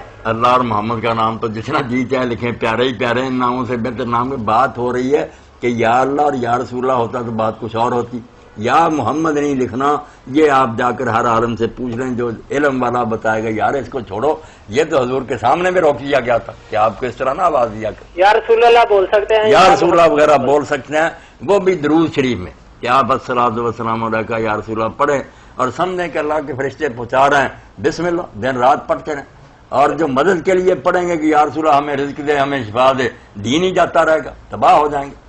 یہاں بھی کئی طرح کے نا کہ آپ مدد مانگ رہے ہیں یا حضور کے سامنے نذرانہ عقیدت پیش کر رہے ہیں کہ اللہ کے رسول آپ پر رحمت سے ہوں برکت، یہ ٹھیک ہے، اس کا کوئی حرج نہیں۔ جب کہیں گے کہ اللہ کے رسول ہماری مدد کریں، جی السلام ہماری علیکم۔ مشکلیں حل کریں، یہ غلط بات ہے، یہ تو اللہ کا حق ہے۔ کیا حال ہے جی صاحب؟ ٹھیک ٹھاک۔ جی الحمدللہ۔ اچھا یہ سوال یہ ہے کہ بچوں کی سالگرہ منانے اور اس موقع پر قرآن خوانی کرانے کا شریعت میں کوئی ثبوت ہے یا نہیں؟ نہیں، کوئی ثبوت نہیں، یہ کافروں سے ہی نیازی صاحب لیا، یہ تو نیازی صاحب آپ ہم سے 2-3 دفعہ اس کا جواب لے چکے ہیں۔ خود سالگرہ خود لفظ بول رہا کہ گرا، اور سال جو سر ہندوؤں کے لفظ ہیں سارے، وہ گرا کہتے ہیں نا، اس دن پیدا ہوا، یہ گرا تھی، فلاں ستارہ تھا، سب وہاں سے آئے ہیں، دین میں اس کا کوئی تصور نہیں۔ مطلب یہ کافروں کی رسم، کافروں کی رسم، دین میں یہی ہے کہ جب بچہ پیدا ہو اذان کہیں، عقیقہ کریں، خوشیاں منائیں، باقی سارا فضول ہے، یہ سال کے سال گرا جو مناتے مولانا ہیں۔ اگر کوئی بندہ اس کو دین سمجھ کے نہیں صرف اپنی خوشی کی مناسبت سے کچھ کرتا ہے ایسا تاکہ چلے بچے کو خوشی کا ہمیں وہ احساس ہو جائے، میاں طاہر وہ ٹھیک ہے، ہمارے گھروں میں یہ لانتے آ گئی، مگر ہے تو یہی بات کہ جو کام کافر کرے نا، کافر تو عبادت بھی کرے اور وہ عبادت ہمارے دین نے ہمیں حکم نہ دیا ہو، اگر ہمارے دین نے مجھے پھر تو مجبور ہے، نہیں دیا تو ہم عبادت بھی نہیں کر سکتے، کافر سے مشابہت ہو جائے گی۔ کیوں ان وقتوں میں نماز روکتی گئی؟ نماز وہی ہے، قرآن سجدے، مگر کہا سورج نکل رہا ہو، سر پر ہو، غروب ہو رہا، نہ پڑھو، کیونکہ یہ وقت جو ہے مشرکوں کیا ہے وہ سورج کو سجدہ کرتے، حالانکہ وہ سورج کو کرتے ہیں، ہم نے اللہ کو کرنا، مگر تھوڑا ٹائم مل گیا، ایک وقت ہو گیا، چھوڑو۔ جی السلام علیکم۔ السلام علیکم ڈاکٹر صاحب۔ جی وعلیکم السلام ورحمۃ اللہ۔ سوال یہ پوچھنا تھا مولانا صاحب سے جی جی کہ تقدیر کے متعلق تھوڑا سا بتا دیں، اور کیا تقدیر دعاؤں سے بدلی جا سکتی ہے؟ اللہ بدل سکتا ہے کہ نہیں؟ بالکل، تقدیر کا بیان کرتے ہیں جو بات پہلے ہو رہی وہ بھی تھوڑا سا نیما ساتھ ملا دوں کہ آپ یہ قسم کھا لیں کہ جو کافر کام کریں گے نا ہم نے ضرور اس کے الٹ کرنا. یہ ایمان کا مطالبہ ہے کہ کفر سے اتنی نفرت ہو جس طرح آگ میں پڑنا آدمی نہیں پسند کرتا. کوئی چاہتا کہ اس کو آگ میں ڈال دیے. اس لیے ہندو عیسائی یہودی جو کام کریں وہ صحیح بھی ہو تو ہم نے نہیں کرنا دین میں اگر حکم. اس لیے تشبہ بالکفار خود ایک سمجھے شک ہے دین کی کہ کافروں کی ریس نہیں کرنا. اس سے تو پتہ چلتا کہ ابھی تک کفر کی طرف تمہارا رجحان ہے, تم کو اچھے لگتے ہیں کافر. بہت خطرناک بات ہے. اسی لیے حضور نے فرمایا جو کافروں کی مشابہت کرے گا وہ نہیں میں سے ہوگا. کافروں سے اٹھایا جائے گا کہ تجھے کافروں کے طریقے پسند. آپ کے سوال کا جواب آ رہا ہے جی. دوسری بات, تقدیر کیا دعا سے بدلی جا سکتی ہے اور تقدیر کیا ہے؟ میرے بھائی یہ بات جب سمجھ لینا آدمی کی تقدیر کیا تو یہ سوال ختم ہو جاتا کہ فلاں شے سے بدلی جا سکتی. بدلنی کیا؟ تقدیر کوئی ایسی بات ہے کہ وہ یوں ہو یوں ہو.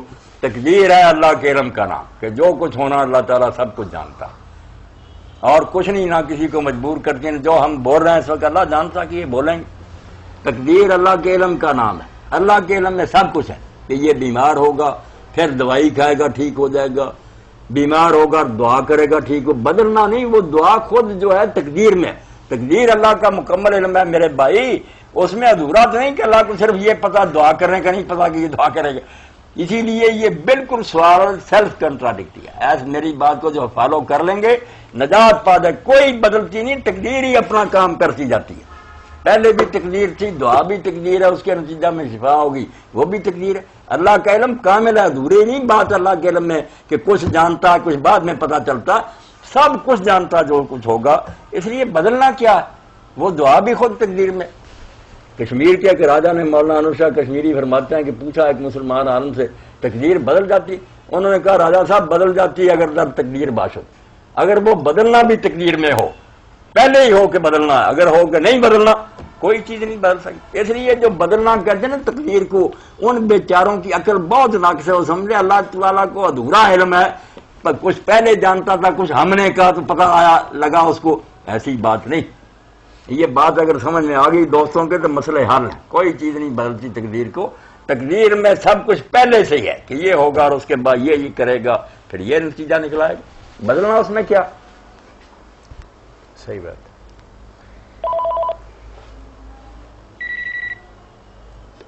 جی السلام علیکم. السلام علیکم جی. وعلیکم میں ملک بات کر رہا ہوں جڑا والا سے. جی فرمائیے. جڑا والے آپ کے پروگرام چل رہا ہے؟ جی ہمارے پروگرام چل رہا ہے کیبل پہ. جی جی بالکل. یہ تو ایک دن میرا خیال 1 دن یا 2 دن پرانا ہوتا ہے. ہاں بالکل ایسا ہی ہے. ان کو CD پرووائڈ کرتے ہیں ہم ریکارڈڈ. جی مولانا صاحب سے مجھے ایک سوال پوچھیں. دوست لے کر سوال یہاں بھی دے دیں جو پوچھنا چاہے سامنے بیٹھے. جی مولانا صاحب روزوں کے بارے میں اکثر لوگ کہتے ہیں کہ مثلا نماز نہیں پڑھی پھر تو روزہ شاید نہ ہو کیونکہ فرض اس نے ادا نہیں کیا. لیکن کچھ لوگ کہتے ہیں تراویح نہیں پڑھی تو روزہ بھی نہیں ہوا. اس بارے میں پوچھنا چاہ رہا تھا کہ وہ تراویح لازمی ہے؟ نہیں میرے بھائی یہ تو علم سے کوڑے آدمی کہہ سکتے ہیں نا تراویح نہیں پڑھی تو روزہ بھی کوئی نہیں. یہ کون کہہ سکتا؟ بے علم لوگوں نے باتیں پھیلائی. تراویح تہجد رگے کے بات ہے, کرے بہت اچھا اور ان بابرکت دنوں میں, مگر روزے کے ساتھ اس کا کوئی تعلق نہیں. روزہ مشکل بات ہے. صبح سے شام تک کھانے پینے اور مباشرت سے آپ پرہیز کریں گے تو روزہ صحیح ہے, 100% صحیح ہے, ثواب ملے گا. یہ نفل وغیرہ پڑھ لیتے تو اچھا, نہیں پڑھتا کوئی گناہ نہیں. تو جو فرض نماز ہے, اگر فرض نماز نہیں بندہ پڑھتا, فرض نماز جو نہیں پڑھتا وہ تو پھر اس کو رونا ہی چاہیے نا اپنی جان کو کہ کیا کر رہا. سال کے بعد جو حکم ہے وہ پورا کر رہا, جو روز 5 مرتبہ اس کو توڑ رہا. ایسے سرکشر نافرمان جو ہے نا ان کے بارے میں کیا فتویٰ ہوں. عقل عام تو فیصلہ کرتی ہے کہ ان کو کچھ بھی نہیں ملے گا کہ نہ لائق ہو. تم اپنی مرضی کرتے تھے, میرا حکم مانتے ہوتے پہلے نماز نہ ادا کرتے. اور حدیث پاک میں بھی میرے بھائی یہی ہے کہ پہلے اللہ نماز ہی دیکھے گا قیامت کے دن. جو اس میں کامیاب ہوں گے ان کے باقی عمل بھی دیکھے, ورنہ سب پھر. ٹھیک ہے جی بہت شکریہ بھائی. وعلیکم السلام ورحمۃ. جی السلام علیکم. وعلیکم السلام. منصور بات کر رہا ہوں. جی جی. تو پوچھنا یہ ہے کہ درود تاج کے بارے میں کیا خیال ہے؟ کیونکہ لوگ کہتے ہیں کہ صحیح نہیں ہے پڑھنا. اور یہ بتا دیجیے کہ آپ کا یہ مرکز الحرمین کس جگہ ہے؟ اچھا چلیں, ایک سوال کا جواب تو مولانا محترم دیں گے. اور ہماری جگہ جو ہے, ہم ستیانہ روڈ مین کے اوپر میکڈونلڈ سے چند قدم آگے ستیانے والی روڈ پہ جب 8واں کھمبا گن کے رائٹ پہ دیکھیں گے تو ہمارا بورڈ اور بینر لگا ہوا ہے. جی جی ٹھیک ہے. یہ مین کے اوپر ہی ہے. موتی مسجد کے ساتھ ہی ہمارا اوپر دروازہ. جی بالکل. اللہ حافظ. آپ نے اب سوال دیکھنا ایسا کیا کہ میں اس بارے میں کیا، کوئی آپ قرآن کی بات پوچھتے، رسول اللہ کی حدیث کی پوچھتے، کوئی فقہ کا مسئلہ پوچھتے تو بات بھی ہوتی. اب درود تاج، درود ماہی، درود لکی لوگوں نے لکھے ہیں، ہم ان کے بارے میں کیا فیصلے کرتے رہیں کہ ان میں کیا صحیح ہے کیا غلط ہے. آپ کے پاس اللہ رسول کی باتیں تھوڑی ہیں، ان کے بارے میں کچھ پوچھ لیں تاکہ کوئی فائدہ بھی ہو. کبھی لوگ پوچھ لیتے ہیں کہ فلاں بزرگ نے شادی نہیں کی، تو مولانا مودودی صاحب رحمۃ اللہ علیہ سے بھی کسی نے پوچھا، انہوں نے کہا یار تو مسئلہ پوچھتا کہ شادی کرنی چاہیے یعنی تو میں مسئلہ بتا دیتا کہ دین کیا. اب تو کہتا ہے فلاں بزرگ نے، وہ نہ فلاں بزرگ میرے پاس ہے نہ اس کی مجبوری کا مجھے علم ہے، کیا میں اس کے بارے میں فیصلہ کروں. اس لیے یہ درود وغیرہ جو لوگوں نے لکھے ہیں نا، ان کا آپ نا ہم سے فیصلہ مانگیں جو سمجھتا پڑھتا رہے، ورنہ اللہ کے رسول کا بتایا درود شریف جو اس میں کوئی کمی ہے. جی السلام علیکم. وعلیکم السلام. جی جی میرا مولانا صاحب سے سوال ہے. ٹیلی ویژن کی آواز کچھ کم کر لیں تھوڑی سی. اچھا اب ٹھیک ہے جی؟ نہیں ابھی نہیں، اب ٹھیک ہے. اب ٹھیک ہے. جی میرا مولانا صاحب سوال ہے کہ میں نے نا ایک پلاٹ لیا تو اس کی پیمنٹ میں نا میں پھنس گیا ہوں، اور اب میری پیمنٹ تقریباً 2 لاکھ روپے ادھر پھنسی ہے. 1 لاکھ اور دینی ہے تو وہ مجھے نہیں رینج ہو رہی، تو اس کے لیے میں نے بینک سے 11% کے اوپر نا انٹرسٹ کے اوپر رقم لی ہے قسطوں کے اوپر. تنخواہ دار بندہ ہوں، اپنی تنخواہ سے 5-5 ہزار روپیہ دے کے نا تو وہ میں بینک کو آہستہ آہستہ دیتا رہوں گا. تو کیا یہ جائز ہے، یا اس پلاٹ کو اگر بکنے لگاتا ہوں تو وہ پوری قیمت پہ نہیں بکتا، آدھی قیمت پہ بک رہا ہے؟ آپ حرام کو حلال کرانے کی ہم سے کیوں کوشش کرتے ہیں؟ جو حرام ہے وہ حرام ہی ہے. آپ اگر مجبور ہیں یا پھنسے ہوئے ہیں تو آپ خود جانتے ہیں، آپ کا اللہ جانتا ہے کس طرح جان چھڑانی ہے. ہم یہ صرف بتا سکتے ہیں کہ جو بینکوں سے قرضہ آپ نے انٹرسٹ پر لیا حرام. ایک مصیبت میں پہلے پڑے ہوئے تھے کہ دیا تھا پیسہ، اب یہ بینک کے چنگل میں پھنس گئے. یہ تو پتہ آپ کو بعد میں چلے گا نا جب ان کے واجبات آتے رہیں گے. میرے تو کئی عزیز ہیں جو کہتے ہیں مولانا توبہ ہم بینک میں آئے ان سے قرضہ نہیں لیں گے. ہم سوچنا بھی نہ، یہ جتنی رعایتوں کے اعلان کرتے سب دھوکہ. جب پھنس جاتا پھر پتہ لگتا ہے کہ کریڈٹ کارڈ کیا قیامت ہے جو آئی ہوئی ہے. تو آپ پھنس گئے ہیں تو اللہ آپ کی حالت پر رحم کرے. لینا نہیں چاہیے تھا. پلاٹ وغیرہ تھوڑے میں بکتا تھا، جان چھڑا لیتے. اب بینک کا قرضہ کس طرح ہوگا؟ انٹرسٹ بڑھتا جائے. جی السلام علیکم. وعلیکم السلام. طاہر صاحب کیا حال ہے؟ جی الحمدللہ. جی سر ابھی مولانا صاحب نے ایک مسئلہ کیا ہے کہ تقدیر لکھ دی جاتی ہے وہ چینج نہیں ہو سکتی. ہاں ہاں. تو مجھے کائنڈلی یہ تھوڑی سی انفارمیشن چاہیے. اگر کسی بندے نے اگر کوئی جرم کرنا ہے ہاں تو اس کی تقدیر میں یہ جرم لکھ دیا جاتا ہے، تو پھر سزا اور جزا کیسی؟ نہیں، یہ لکھنے کا آپ بات تھوڑا غلط سمجھیں، مولانا وضاحت کریں. نہیں میں کر دوں. اللہ کے علم کا مطلب یہ ہے کہ ہمیں بعد میں پتا چلتا کہ اس بندے نے کر لیا. اللہ پیشگی جانتا، کرواتا نہیں، نہ کوئی اس پر جبر ہے کہ کرنا پڑے گا. یہ نہیں لکھا کہ کرنا ہے، اس کو کرے گا وہ اپنی مرضی سے. جی کال کون سی آ گئی؟ ایک تو کالیں خراب کرتی ہیں، اگلا سوال درمیان میں رہ جاتا ہے. چلیں کال لیتے ہیں مولانا، یہ سوال کریں گے اس کا. جی السلام علیکم. وعلیکم السلام. مائی تو حد ہوگی، مبارک ہو آپ کو پہلے تو اتنا ماشاءاللہ. جلدی سے سوال کریں. کیا سید وجیہ الدین صدر بن گئے؟ اچھا مبارک ہو. آپ مبارکباد دے رہے ہیں نا ہمیں. ہاں جی ہاں جی جلدی کریں نا. میں یہ پوچھنا چاہوں گا آج کہ مرنے والے کا قرض دینا تھا کسی بندے فوت اور دنیا میں نہیں رہ رہے، لیکن حالات ایسے ہو گئے کہ قرض دینا اب بھی ناممکن ہے. اب کیا کرنا چاہیے؟ اس کی اولاد کو کسی وقت جب حالات بہتر ہو تو وہ اس کے دیے جا سکتے ہیں پیسے، اس کو اس کے باپ کے یا کسی کے پیسے دینے سے وہ شخص فوت ہو گیا. ہاں فوت ہو گیا. تو اب یہی ہے کہ جب اللہ تعالیٰ توفیق دے اور نیت بھی رکھنی چاہیے کہ وہ قرض لوٹانا ہے. اگر وہ نہیں رہا تو اس کے جو شرعی وارث ہیں نا ایک آدھے کو نہ دیں، پتا کر کے کتنے بیٹے ہیں کتنی بیٹیاں، ماں ہے بہن ہے، جو بھی اس کے نا شریعت کے مطابق پتا کر کے ان کا حصہ ان کو پہنچائیں. ورنہ آپ نے ایک کے حوالے کر دیا تو بڑی نہیں ہوں گے. یہ جرم ہو جائے گا کہ ایک ڈاکو کو دے دیے. نہیں، سب کو ان کا حصہ الگ الگ پتا کر کے دینا پڑے گا. الگ الگ ہے، یعنی اس کے متعلقہ جو بندے جو وارث ہے شرعی اس کے. مطلب مولانا عمومی طور پر تو یہ ہوتا ہے کہ بڑا بیٹا یا جو ذمہ دار گھر پہ ہو وہی چڑھائی کیے رکھتا ہے کہ تسی دیو سانو اسی آپے ونڈ لیں گے. بالکل غلط کرتا. یا تو وہ بھی باقی ساتھ آئیں کہ ہاں بھائی اس کو ہمارے بھائی کو دے دے. ٹھیک ہے، وہ تو بتانا پسند نہیں کرتا کہ حصے دار. تبھی تو میں نے کہہ دیا نہ دے دینا، اس کو اس کا حصہ دو. تیرا اتنا اب یہ پتہ نہیں ہے کہ کتنے بہن بھائی ہیں ان کی والدہ پتہ زندہ کرے ہے؟ نا طاہر صاحب، یا تو زندگی میں دیتا، اب اس کا درد سارا کہ پتہ کرے کہ کون مولانا کون۔ میں نے تو کل بھی بڑی بدقسمتی کا اظہار کیا ان تھا سب کہ کا یہ ہمارے مطلب ہے۔ ادارے میں 4 برس سے آنے والے احباب چہرے سے ہم انہیں پہچانتے ہیں، کوئی 40-50-100 آدمی ہوگا، لیکن ہمیں نہیں پتا کہ ان کا نام کیا ہے۔ یعنی ہماری بدقسمتی ہے معاشرتی اعتبار سے کہ ہم روز ملنے والے سے کبھی پوچھتے ہی نہیں کہ یار آپ کا نام کیا ہے۔ بالکل بالکل، ساتھ کرے تو ماضی سے نہیں پوچھتے ہیں ہم۔ امین بھائی، پہلے وہ ایک کا مقروض تھا، جان چھڑا سکتا تھا ایک کو دے کر، اب وہ جتنے اس کے شرعی وارث ہیں سب کا مقروض ہے، سب کو پہنچانا پڑے گا۔ اور اگر پتہ نہ چلے یا کوئی آدمی ایسا تھا کہ اب اس کا کوئی نہیں پتا کدھر گیا کدھر نہیں، تو پھر یہ طریقہ ہے کہ آدمی اتنی رقم صدقہ کرے اور یہ کہہ کہ اللہ یہ اس کے کھاتے میں لکھ دینا، چلو وہ نہیں مجھے مل رہا، یہ صدقہ جو ہے نا مولانا یہ تو اس شکل میں ہے کہ میت کے ورثہ کا آپ کو پتہ نہیں، لیکن اگر پتہ ہو لیکن پوری تعداد کا یا حقیقت حال کا علم نہ ہو تو اس صورت میں کیا کرے؟ بالکل صحیح ہے، نہیں پتہ چل سکتا۔ اب تو سارے جو نا سرکاری کاغذات میں اندراج ہوتا ہے نا، مرنے کے بعد وارث کون ہے ٹھیک ہے، پتہ کر سکتا، یہ کرنا پڑے گا نا، اس نے خود ہی مصیبت سیڑھی نا، کیوں نہیں وقت پر آدمی نہیں وہ تھے نہیں، مطلب امین شاد صاحب یہی کہہ رہے ہیں کہ حالات اب بھی نہیں ہے۔ تقدیر کے بارے میں جو کچھ کہا وہ صرف یہ ہے کہ اللہ پیشگی جانتا، یہ نہیں کرواتا ہے، یہ کہتا تجھے یہ ضرور کرنا پڑے گا، یہ جو مانا لیتے غلط کرے گا وہ۔ السلام علیکم، کیا علاج ہے؟ وعلیکم السلام، اپنے ٹیلی ویژن کی آواز کچھ کم کریں۔ میں نے بند کر دی ہے وہ۔ اچھا چلیے آپ فرمائیے۔ مولانا صاحب سے میں نے یہ سوال کرنا تھا کہ آئی بروز بنوانا جائز ہے؟ جبکہ صحیح حدیث میں آتا ہے، سنا ہے کہ گناہ بڑا سخت گناہ ہوتا ہے۔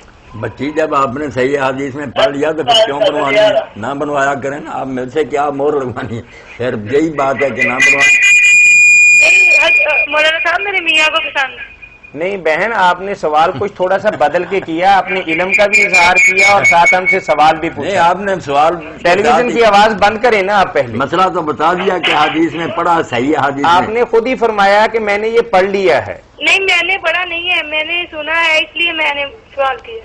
اچھا ٹھیک ہے، اب آپ نے بات بدل دی، پہلے آپ نے کہا صحیح حدیث میں یہ ہے۔ چلیے مولانا آپ کے سوال کا جواب دیتے ہیں تاکہ باقی بہنیں بھی سن لیں۔ بس یہ ہے، بنوا لیا کریں اور اپنے خاوند کو دکھایا کریں، اللہ کے لیے باہر نہ دکھاتی کریں، بس اس سے زیادہ اب اور نہیں پوچھنا، اتنی بات پڑی بات ختم ہے، اس کے لیے ٹھیک ٹھاک کرا لیا کریں، کوئی بات نہیں اتنا۔ نہیں آپ یہ جو باہر کی پابندی لگاتے ہیں مولانا، تو پھر تو یہ فیشن کا فائدہ کوئی نہیں ہے۔ نہیں جو فیشن اس لیے بات کرے کرتے ہیں گی وہ اسی تو پہ۔ قضا و قضا جی السلام علیکم۔ وہ کون سی عورت جی ہے؟ بہن۔ اپنے خاوند کے جی ساتھ السلام دوسروں کو علیکم۔ دکھاتی پھرنے کا کیا مطلب؟ جی السلام علیکم۔ تھا کہ روحانی مسائل آج بتا رہے ہیں کہ نہیں؟ نہیں بتا رہے جی، نہیں بتا رہے، روحانی مسائل نہیں، آج بس نہیں بتا دینی رہے، مسائل۔ صرف مسائل بتاتے ہیں، کس دن بتاتے ہیں آپ روحانی؟ کسی دن بھی نہیں بتاتے جی، صرف آپ ہم سے دینی رہنمائی لیجیے۔ آپ نے کہا تھا نا کہ جمعرات کو میری بہن ہم معذرت وہ چاہتے جب ہیں۔ وقت نکل گیا 1:30 بجے سے 3:30 بجے تک آپ کر لیتی ہیں تو شاید کچھ آپ کا مسئلہ حل ہو جائے۔ اب ان مسائل کے وقت تو نا آپ دخل اندازی کریں، یہ وقت صرف مسائل بتانے کی۔ مسائل پوچھا کریں جی تقدیر کے بارے میں اب بات بھائی کر نہیں رہا۔ نہیں بھائی سن تو رہا ہوگا کہیں نہ کہیں۔ جی السلام علیکم۔ وعلیکم السلام۔ جی بھائی مفتی صاحب سے پوچھنا ہے کہ تراویح کی تعداد 8 ہے یا 20 ہے؟ تراویح کی تعداد بتانے سے پہلے تھوڑا سا تقدیر کا نہیں ان کا بتا دیں پھر بند کرتے ہیں فون۔ یہ کیا ہے؟ تراویح 8 ہیں، 20 ہیں، 45 ہیں، 46 تک آپ شاید تراویح جو ہے نا ہزاروں بھی ہیں، بعض کی سنت جو ہے 8 ہے، سنت 8 ہے۔ اس کے علاوہ جیسے امام ابن حمام لکھتے ہیں حنفی عالم عرب صاحب البارراق کہ باقی جو ہیں وہ مستحب ہیں، نفل سمجھ کر جتنے جی پڑھے۔ سنت جو کہنے ہیں نا وہ صرف 8 کہنی، اللہ کے رسول نے 8 سے زیادہ نہیں پڑھی، باقی نفل بند نہیں، 20 پڑھے ہیں، 36 بھی صحابہ اور تابعین نے پڑھے ہیں، 40 بھی لوگوں نے پڑھے، 47 تک بھی آیا، اس کے علاوہ بھی بند نہیں، ساری رات کو پڑھ سکتا، سنت 8 کا ہے بس۔ جزاکم اللہ خیر۔ مولانا تقدیر کے حوالے سے ہمارے پاس یہ سوال آیا ہے کہ تقدیر ایک اجباری کام ہے کہ بندے کے اندر لکھا ہوا ہے کہ فلاں وقت یہ چوری کرے گا یا غلط کام کرے گا اسے یہ سزا ملے گی۔ بھائی یہ سوال کر رہے ہیں کہ چونکہ ہماری تقدیر کے اندر یہ بات ہماری پیدائش سے پہلے لکھی ہوتی ہے اسی لیے ہم ایسا کام کرنے پر مجبور ہیں، اس کی وضاحت طلب یہ کریں۔ مجبوری والی بات بالکل غلط ہے، اس میں لکھا کہ اپنی مرضی سے سمجھنے سوچنے کے باوجود اور سمجھانے کے باوجود کرے گا، وہاں اختیار کے ساتھ لکھا ہوا کہ اپنی پسند سے کرے گا، یہ نہیں لکھا کہ جبری۔ یعنی آپ یہ فرما رہے ہیں یہ بالکل میں ایک سادہ مثال دیتا ہوں، اللہ کا علم تو بہت کامل ہے نا، کہ ایک استاد کسی بچے کی نالائکیاں دیکھ کر اگر کہہ دے اور کہیں لکھ بھی دے کہ یہ فیل ہو جائے گا، بعد میں فیل ہو جائے تو الو کا پٹھا ہی ہے نا جو کہے گا کہ استاد نے زبردستی مجھے فیل کیا. اس نے تیری کرتوتوں کی وجہ سے پیشگی اعلان کر دی. اللہ صرف جانتا ہے پیشگی کرتے کراتے بندے آپ خود اپنی مرضی سے، باقی باریک باتوں میں جانے کا کوئی فائدہ نہیں. ہم خود اپنی مرضی سے کرتے ہیں، لوگوں کو پتہ چلتا ہے بعد میں، کچھ دوستوں کو گیس پہلے بھی ہو جاتا ہے. اللہ پکا جانتا ہے کہ یہ کیا کرے، کرواتا نہیں. جو یہ کہے گا کافر ہے. بندے خود کرتے ہیں، مجرم ہیں، اچھائی برائی کرتے ہیں. تقدیر کے حوالے سے مولانا نے یہ فرمایا ہے کہ اللہ تعالیٰ نے کسی انسان کو مجبور نہیں کیا کہ یہ کام کرے. انسان کو آزاد پیدا کیا، انسان اپنی مرضی سے کام کرتا ہے، لیکن چونکہ اللہ تعالیٰ عالم الغیب ہے، انسان کے اعمال کرنے سے پہلے اللہ کو پتا ہے کہ فلاں وقت پہ یہ کام کرے گا. ہاں کروایا جائے گا نہیں، یا یہ نہیں کہ کرنا پڑے گا، کرے گا اپنی. صرف یہی بات ہے کہ یہ کرے گا. اللہ ڈانٹتا ہے، سمجھاتا ہے، کتابیں اتارتا، مگر نہیں یہ بات آئے گا تو یہ اس کی حرام دردی اپنی، جبر کوئی نہیں. مطلب اس حوالے سے انسان پر کوئی جبر والی بات نہیں ہے، بلکہ اللہ تعالیٰ نے اس کی بدعمالی جو ہونے والی تھی، نصیحتیں سن کر، بات سن کر وہ اپنے آپ کو بدل دے. تو تقدیر میں بھی یہی لکھا کہ یہ بات سن کر ٹھیک ہو جائے گا. جی السلام علیکم. کرتا جائے گا لوگ بعد میں جانیں گے. جی وعلیکم السلام ورحمۃ اللہ. میرا مولانا صاحب سے ایک سوال ہے گھریلو مسئلے کے اوپر. جی جی. کہ بیٹے کے اوپر سب سے زیادہ حق اس کی ماں کا ہے یا اس کی بیوی کا ہے، پہلا. دوسرا سوال یہ تھا کہ ماں باپ کے ماں کے حکم کی عدولی نہیں کرنی چاہیے کسی صورت میں، لیکن اگر ماں زبردستی کہے کہ بیٹے کے اب ماں باپ دونوں کٹھے رہو، ہمارے ساتھ رہو اور کٹھے رہو، لیکن بیوی کے ہم نے علیحدہ رہنا ہے، اس میں کس طرح اس کو مینج کیا جا سکتا ہے؟ ٹھیک ہے ٹھیک ہے. میں سوال کو مرتب کر کے میں ابھی بتاتا ہوں مولانا. آپ لائن پہ ہی ہیں یا بند کر رہے ہیں؟ نہیں لائن پہ ہوں میں. اچھا چلیے مولانا، ان کا ایک سوال یہ ہے کہ آپ پہلے شریعت اسلامیہ کی روشنی کے اندر ہمیں بتائیے کہ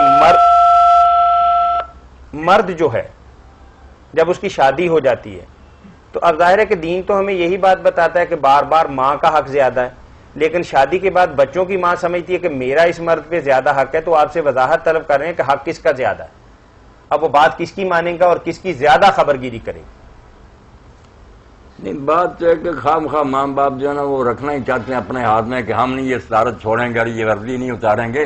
یہ تو ان کو بھی نہیں چاہیے، ان کو وردی اتار دینی چاہیے. اب وقت بدل گیا، اس کی شادی ہو گئی، بیوی ہو گئی، اس نے اپنا گھر سنبھالنا یا تمہاری وردی کا خیال رکھنا. تو ماں باپ کو بھی اپنے دائرے میں رہنا چاہیے کہ جو ہمارا کام تھا پالا پوسا شادی کری، بسم اللہ اللہ اس کا گھر آباد کرے. وہ اس سے صرف یہ توقع رکھیں کہ ہمیں ملے تو ادب سے ملے، ہماری ضروریات جو اگر ہمارے پاس نہیں اتنی دولت تو یہ ان کا انتظام کرے. بالکل ہمیں یہ کسی وقت تنگ نہ ہونے دے. یہ ہے بچے کا کام. باقی یہ کہ وہ بیوی بچوں کو پوچھے ہی نہ، یہ دین کا کوئی مطالبہ نہیں. لوگوں نے اپنی طرف سے بنا کر نا کہ ماں کا بڑا حق ہے. میں نے دیکھا بڑے بڑے دیندار ہیں چلے کاٹتے بیویوں سے ظلم کرتے. بالکل ظالم ہے. ماں نہیں انہیں چھڑائے گی، اللہ پکڑ لے گا. یہ دوسرے کی بچی لائے تھے، کیا سلوک کیا اس سے؟ بالکل رسالہ جو میں نے پہلے بھی بتایا تھا، مولانا اشرف علی تھانوی رحمۃ اللہ نے بہشتی زیور کے آخر میں لگوا دیا. وہ فوٹو اسٹیٹ کر کے تقسیم کرنا چاہیے. اس مسئلے میں علماء نے بہت گھپلا پیدا کر دیا. ماں کر کے بچیوں کے ساتھ ظلم کر رہے ہیں. ماں کا کوئی حق نہیں سوائے اس کے کہ خرچہ دے اس کو، اگر ان کے پاس خرچہ نہیں. ملے تو محبت سے ملے، بالکل چھوڑنا دے، جاتا آتا رہے. علیحدہ بیوی رہنا چاہے تو یہ اس کا مطالبہ 100% درست ہے، کوئی اس پر حمل نہیں کر سکتا. وہ علیحدہ مکان کہے گی کہ رکھ، میں وہاں رہوں گی، مجھے علیحدہ مکان چاہیے. بدقسمتی سے بیوی کے حقوق پورے کرنے والے کو رن مرید کہا جاتا ہے. رن مرید کے لیے اور اس کو معاشرے کے اندر یہ کہا جاتا ہے کہ اس کو تو بالکل عقل نہیں ہے، اس کی بیوی اس پر حکمرانی کرتی. وہ تعدیل الحقوق جو ہے نا کہ سب کے حق انہوں نے ترازو کے توڑ بتا دیے ہیں حوالوں کے ساتھ. وہ ایک ایک کو پڑھنے چاہیے، ورنہ ظلم نہ ہو جائے بچیوں کے ساتھ کہ بیویاں روتی رہ جائیں اور ماں کرتا رہے. ماں اپنی جگہ ٹھیک ہے. مولانا اپنی فیملی کی کسی مجلس کے اندر آپ اپنی بیوی کے حق میں 4 کلمہ خیر کہہ دیں گے تو انشاءاللہ آپ کے خلاف جلوس نکال دیں گے. جلوس نکال دیں گے تو یہ تو بندہ بہک گیا، بیوی کے نیچے لگ گیا، اسی کی بات مانتا ہے اور اس کے علاوہ کچھ اس کو نظر ہی نہیں آتا. نہ بالکل یہ باتیں غلط.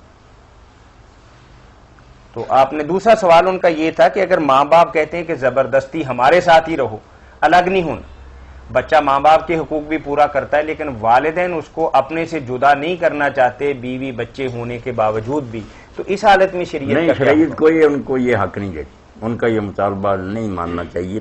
اگر بیوی الگ مکان چاہتی ہے دینا پڑے گا، بالکل. یعنی اگر بیوی چاہتی ہے کہ میں الگ گھر میں رہنا ہے، میں تنہائی میں رہوں گی. جی السلام علیکم. وعلیکم السلام ورحمۃ اللہ. جی وعلیکم السلام. قرآن پاک میں اکثر جگہ پہ آتا ہے رکوع کرنے والوں کے ساتھ رکوع کرو، تو جماعت کا ثبوت ملتا ہے کہ پھر گھر میں نماز نہیں ہوتی کچھ تھوڑی سی. ٹھیک ہے، آپ کا سوال یہ ہے کہ قرآن کریم سے تو ہمیں یہی حکم ملتا ہے کہ مشترکہ اور اجتماعی شکل کے اندر نماز کی ادائیگی کریں اور قیام نماز کریں. تو گھر میں اگر پڑھتے ہیں تو وہ مقصد پورا نہیں ہوتا، تو کیا یہ نماز ہو گئی؟ جی جی بالکل. یہی سوال ہے نا آپ کا؟ جی بہت میرے بھائی کئی جگہ تو نہیں آیا، یہ سورہ آل عمران میں آیا نا ورکعوا مع الراکعین، کئی جگہ نہیں آیا. قرآن مجید میں ایک جگہ یہ عبارت ہے کہ رکوع کرنے والوں کے ساتھ رکوع کرو. اب اس کا عام طور پر لوگ یہی مطلب کرتے ہیں کہ جب دوسرے لوگ نماز پڑھ رہے ہیں ان کے ساتھ مل کر کرو. یہ بھی کوئی غلط نہیں بات بن جاتی ہے، مگر اصل میں یہ معاملہ نہیں. اصلی قصہ یہ ہے کہ یہودی جو تھے وہ رکوع نہیں کرتے تھے، اب بھی نہیں رکوع ان کی نماز میں. رکوع امت مسلمہ کرتی ہے کہ سجدہ بھی کرتی ہے رکوع بھی کرتی ہے. تو اللہ نے جب انہیں کہا نا کہ جو رکوع کرتے ہیں ان کے ساتھ رکوع کرو، تو مطلب یہ ہو گیا کہ اسلام میں آ جاؤ. نماز اکیلے پڑھے یا نہیں پڑھے، جو امت رکوع کرتی ہے اس میں شامل ہو. یہ معنی اس کا کہ اسلام لے آؤ. اب اگر موسیٰ کی امت بنے رہے، یہودی بنے رہے، جاؤ گے جہنم میں. جس امت کو رکوع اللہ نے سکھایا اس میں شامل ہو جاؤ. یہ معنی ہے کہ ورکعوا مع الراکعین، کہ جو رکوع کرنے والی امت ہے ان کے ساتھ مل جاؤ اور آپ بھی رکوع کیا کرو. اکیلے کرو یا جماعت سے کرو وہ الگ مسئلہ ہے کہ جماعت کے ساتھ 27 یا 25 گنا اکیلے کو ایک کا ہے، وہ مسئلہ جماعت کا الگ ہے. یہ صرف بات ہے کہ اس امت میں شامل ہو جاؤ جو رکوع کرتی. نہیں، یہ جبرن ترجمہ کیسے کر لیتے ہیں کہ یہ نماز میں شمولیت؟ نہیں، نماز کی کوئی نہیں. آپ تو اسلام میں داخل ہونے کی بات کر رہے ہیں نا. اس لیے کیوں یہ نہیں کہا سجدہ کریں، کیونکہ سجدہ تو وہ بھی کرتے ہیں، رکوع نہیں کرتے. رکوع صرف امت اسلامیہ کرتی ہے. اس لیے یہ اعلان دراصل یہ اعلان ہے کہ اب سب لوگوں کو محمد رسول اللہ صلی اللہ علیہ وسلم کی امت میں آنا پڑے گا، ورنہ اپنی اپنی باتیں کرتے رہیں کچھ نہیں پلے پڑے. تو رکوع کرنے والوں کے ساتھ رکوع کرو. رکوع یعنی کرنے والے کون سے؟ رسول اور آپ کے ساتھی. السلام علیکم.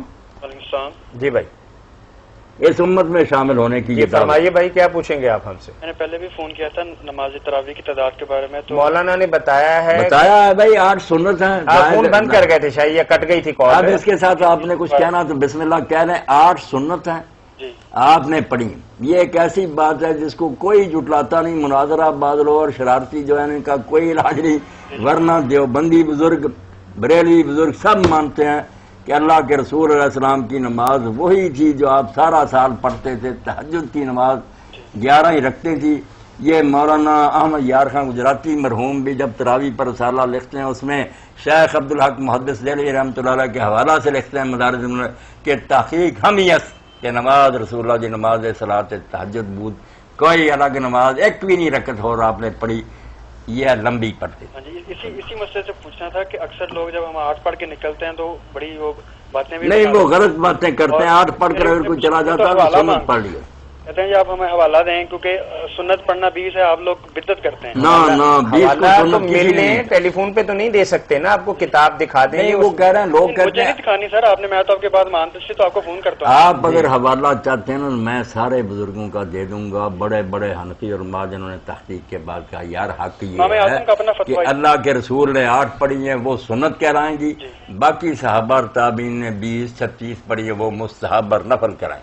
یہ حوالے آپ مسجد میں آ جائیں نا، مسجد محمدی کریمیہ میں، تو ہم آپ کو فوٹو سٹیٹ کرا دیں گے. بالکل حوالے لے. جی بارک اللہ فیک. مولانا بھائی کہتے ہیں کہ میں نے جی السلام علیکم. وعلیکم السلام.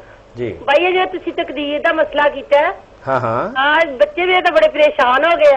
اگر دعا دے نال کوئی مسئلہ نہیں، دعا کرنا کچھ نہیں فائدہ ہوندا، کوشش انسان کرے دعا کرے. مولانا نے بتایا ہے کہ دعا کرنے سے تقدیر کے اندر بھی اللہ نے لکھا ہوتا ہے کہ یہ بندہ دعا کرے گا تو میں نے پہلے تو اس پہ بیماری ڈالنی تھی، اب اس کو تندرست کرنا ہے. دعا کا فائدہ تو میری بہن ہے مگر وہ تقدیر کے اندر ہی ہے نا.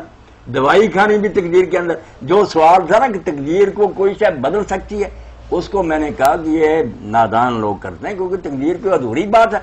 کوشش کرنا بھی اللہ نے پسند ہے. وہ تو بہن میں نے کہہ دیا کہ نہیں کریں گے تو تقدیر نہیں ہے کہ یہ دوائی نہیں کھائے گا مرتا رہے گا. یہ دعا کر لے گا تو اس کو شفا ہو جائے گی. وہ تقدیر خود کہہ رہی ہے کہ دعائیں کرو. दवाइयां खाओ। हाँ, अगर वो कोशिश कर रहे हैं मतलब तकदीर जो नहीं कर रहे अपनी बार बार जी बिल्कुल बिल्कुल, अपनी तकदीर की वजह से ही आप तकदीर कोशिश की कर वजह रहे से हैं। कर रहे हैं। बिल्कुल, मसला सिर्फ ये समझाया कि सिर्फ इतनी बात है, नुक्ते वाली बात कहते हैं ना तकदीर को बदलना, वो अल्लाह ताला को माज़अल्लाह बेइल्म समझते हैं कि पहले कुछ बात किया बदलता फिरता नहीं। ये कहें कि बीमार होना भी तकदीर में है, फिर अकल दी है कि दवाई खाओ, फिर लिखा है कि ये भी तकदीर में जी अगर एक तालिब इल्म कम पहाड़ भी आ रही दोबारा कोशिश कर रहे अल्लाह ने हुक्म ना नहीं कर रहा फिर बिल्कुल बिल्कुल कोशिश करनी, जब अल्लाह ने अकल और समझ दी है बिल्कुल फर्ज है हम पर, करें करे कोशिश और तकदीर उसके साथ साथ ही इंशाअल्लाह चलेगी, रुकावट नहीं डालेगी। अच्छा जी बहुत शुक्रिया। सुन लिया ये घर पे मौलाना कोई झगड़ा हो गया है आपकी बात से?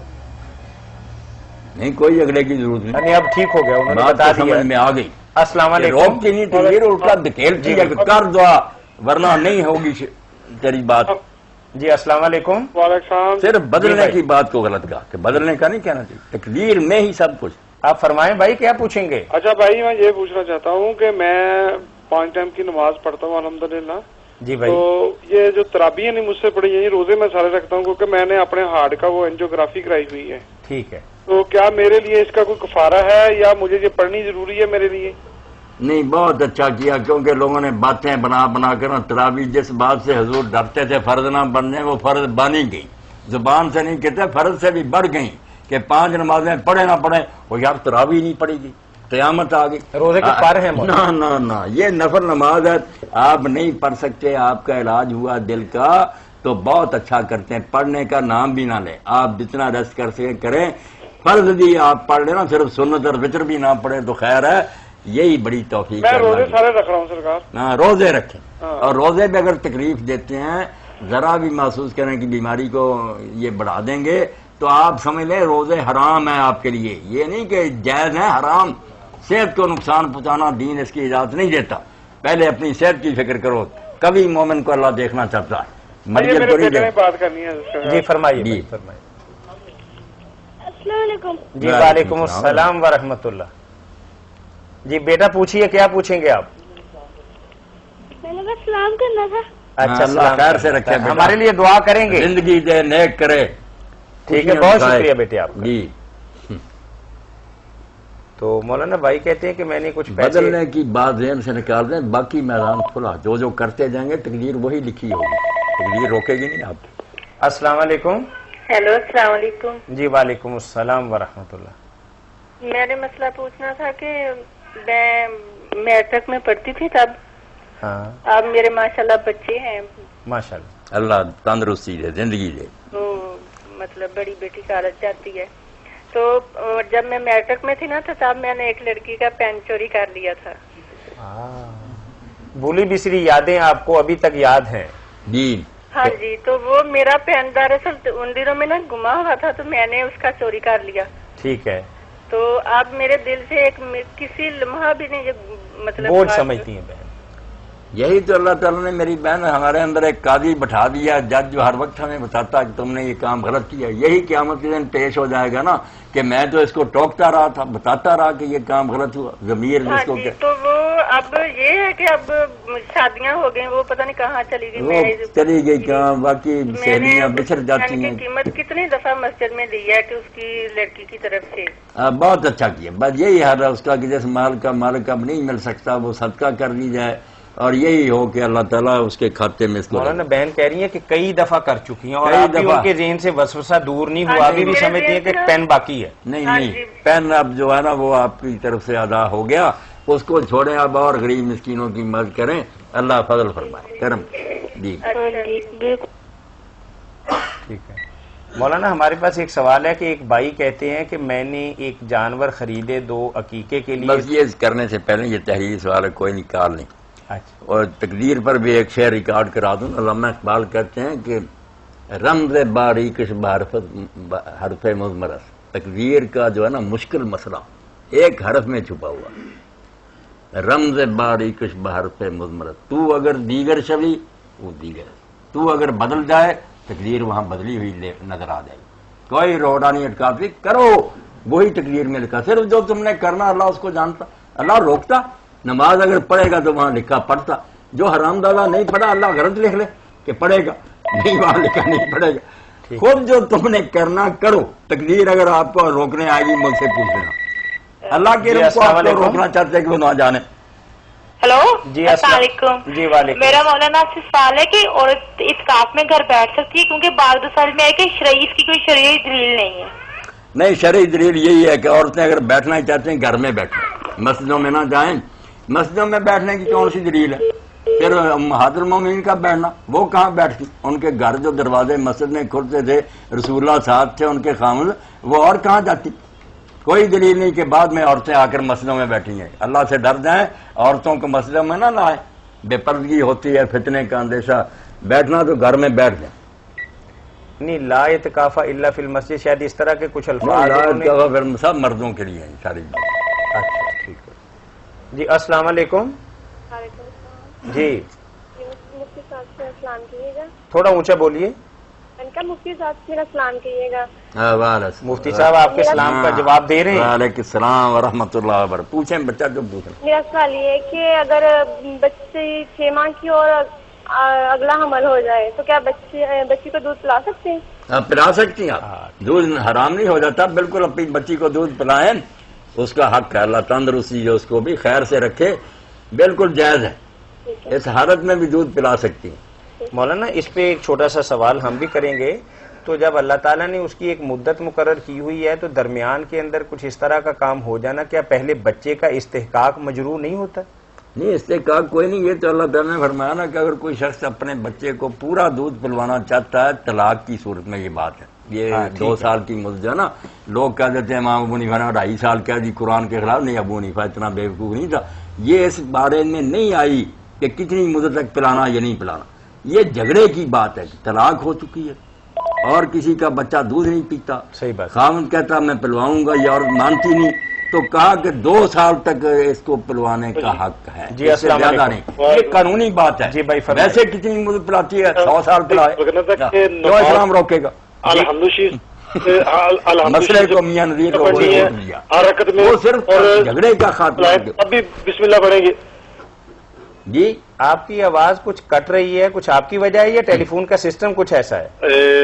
اب ٹھیک ہے جی. جی آپ ٹھیک ہے, لیکن آپ کا سوال ہم سن نہیں سکے. آپ دوبارہ دوہرائیں نا میرے بھائی. نماز میں جب الحمد شریف پڑھتے ہیں اس سے پہلے بسم اللہ پڑھتے ہیں, اس کے بعد جب سود کو ملانی ہے تب بھی بسم اللہ پڑھنی ہے. پڑھنی دونوں دفعہ کوئی اختلاف نہیں ہے. اچھا جی. ہاں مولانا یار خان گجراتی بھی لکھتے ہیں تفسیر نعیمی میں, علامہ شامی بھی لکھتے ہیں. صرف امام ابو حنیفہ کہتے ہیں کہ فاتحہ سے پہلے سنت ہے, زیادہ زور ہے, بعد میں مستحب ہے, پڑھنی چاہیے, بہت اچھا ہے. اس لیے جو نہیں پڑھتے وہ غلط کرتے ہیں. فاتحہ ختم کر کے تھوڑا روک کر اونچی پڑھیں, جیسے شافی پڑھتے ہیں, یا دل میں پڑھیں, وہ آپ کی مرضی ہے. پڑھنا چاہیے سورت شروع کرنے سے پہلے بسم اللہ. اور یہ بھی سارے مسلمانوں کو پتا کہ یہ بسم اللہ بعد میں عالموں نے نہیں لکھی, قرآن میں اللہ کی طرف سے اتری ہے.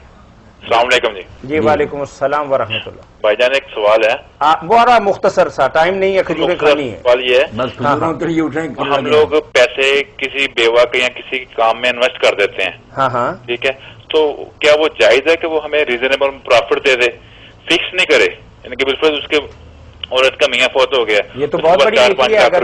اگر بھائی آپ کی سب بات کا جواب دیتے جا رہے ہیں. اگر آپ کسی کو پیسے دیتے ہیں کسی بیوہ کے نام پہ یا یتیم کے نام پہ اور کمپریہنسو وہ اخراجات دے رہا ہے, یہ تو بہت بڑی نیکی ہے. نہیں, بیوہ خود دیتی ہے. اس کے پاس 4-5 لاکھ روپے ہے, اس کے کاروبار نہیں کو کر سکتا, اس نے کسی کام میں لگا دیے. ٹھیک ہے, ٹھیک ہے, اگر وہ اس کو بالفرض 3,000 روپے 2,500 روپے 3,000 روپے پروفٹ دیتا ہے 1 لاکھ کے اوپر, نہیں پھر حرام ہے. لگا پتا نہیں اوپر نیچے کر دیتا ہے. 250 دے دیا, پروفٹ زیادہ ہو گیا, 3,000 دے دیا, 2,500 دے دیا, 2,000 دے دیا. نہ کرے اور نفع کے ساتھ نقصان کو بھی دیکھے. اگر نقصان آ جائے تو وہ دھوکہ نہ دے. آپ بیوی کو بتا دے کہ آپ پیسے کم ہو گئے, بیوی پھر نقصان بھی برداشت کرے نا. پھر تو کاروبار ہے. اگر صرف نفع ہی لینا تو مسئلے کے لیے آپ کبھی 2,500 کر دیں, کبھی 300 رہے, پکا ہی نفع تو سود ہی ہے نا. کسی مہینے 1,000 دے کے دیکھے کہ بیوی کچھ کہتی تو نہیں, کسی مہینے بچائیں, کچھ بھی نہیں بچا, پھر مزہ آئے گا. کاروبار تو یہ ہے کہ گھاٹا پڑ گیا. نفع نقصان دونوں کا خیال جزاکم اللہ رکھنا خیر. اس خوبصورت جواب کے ساتھ ہی بھی کسی جگہ پہ لگائی ہوئی رقم کے اگر لگے بدے پیسے آتے ہیں تو شریعت اسلامیہ کی روشنی کے اندر اس کی قطعاً کوئی گنجائش نہیں ہے. اگر اس کے اندر کمی بیشی ہوتی رہے بلکہ نقصان کا بھی اندیشہ اور ہو جائے تو بندہ قبول کرے. شریعت یہی بات چاہتی ہے. اس خوبصورت جواب کے ساتھ ہی ہم شکر گزار ہیں مفتی اعظم پاکستان محترم مولانا محمد اسحاق مدظلہ العالی کے. فتاوی آن لائن اسلامی تعلیمات کا پروگرام آپ کی خدمت میں ہر روز گلیکسی کیبل نیٹ ورک کے تعاون سے پیش کیا جاتا ہے، براہ راست دکھایا جاتا ہے. ہمیں کال کیجئے. کال کرنے کے لیے ہمارا ٹول فری نمبر ہے 08001117777. اس کے ساتھ ہی پروگرام کے میزبان میاں طاہر کو کل تک کے لیے اجازت دیجئے. اللہ حافظ.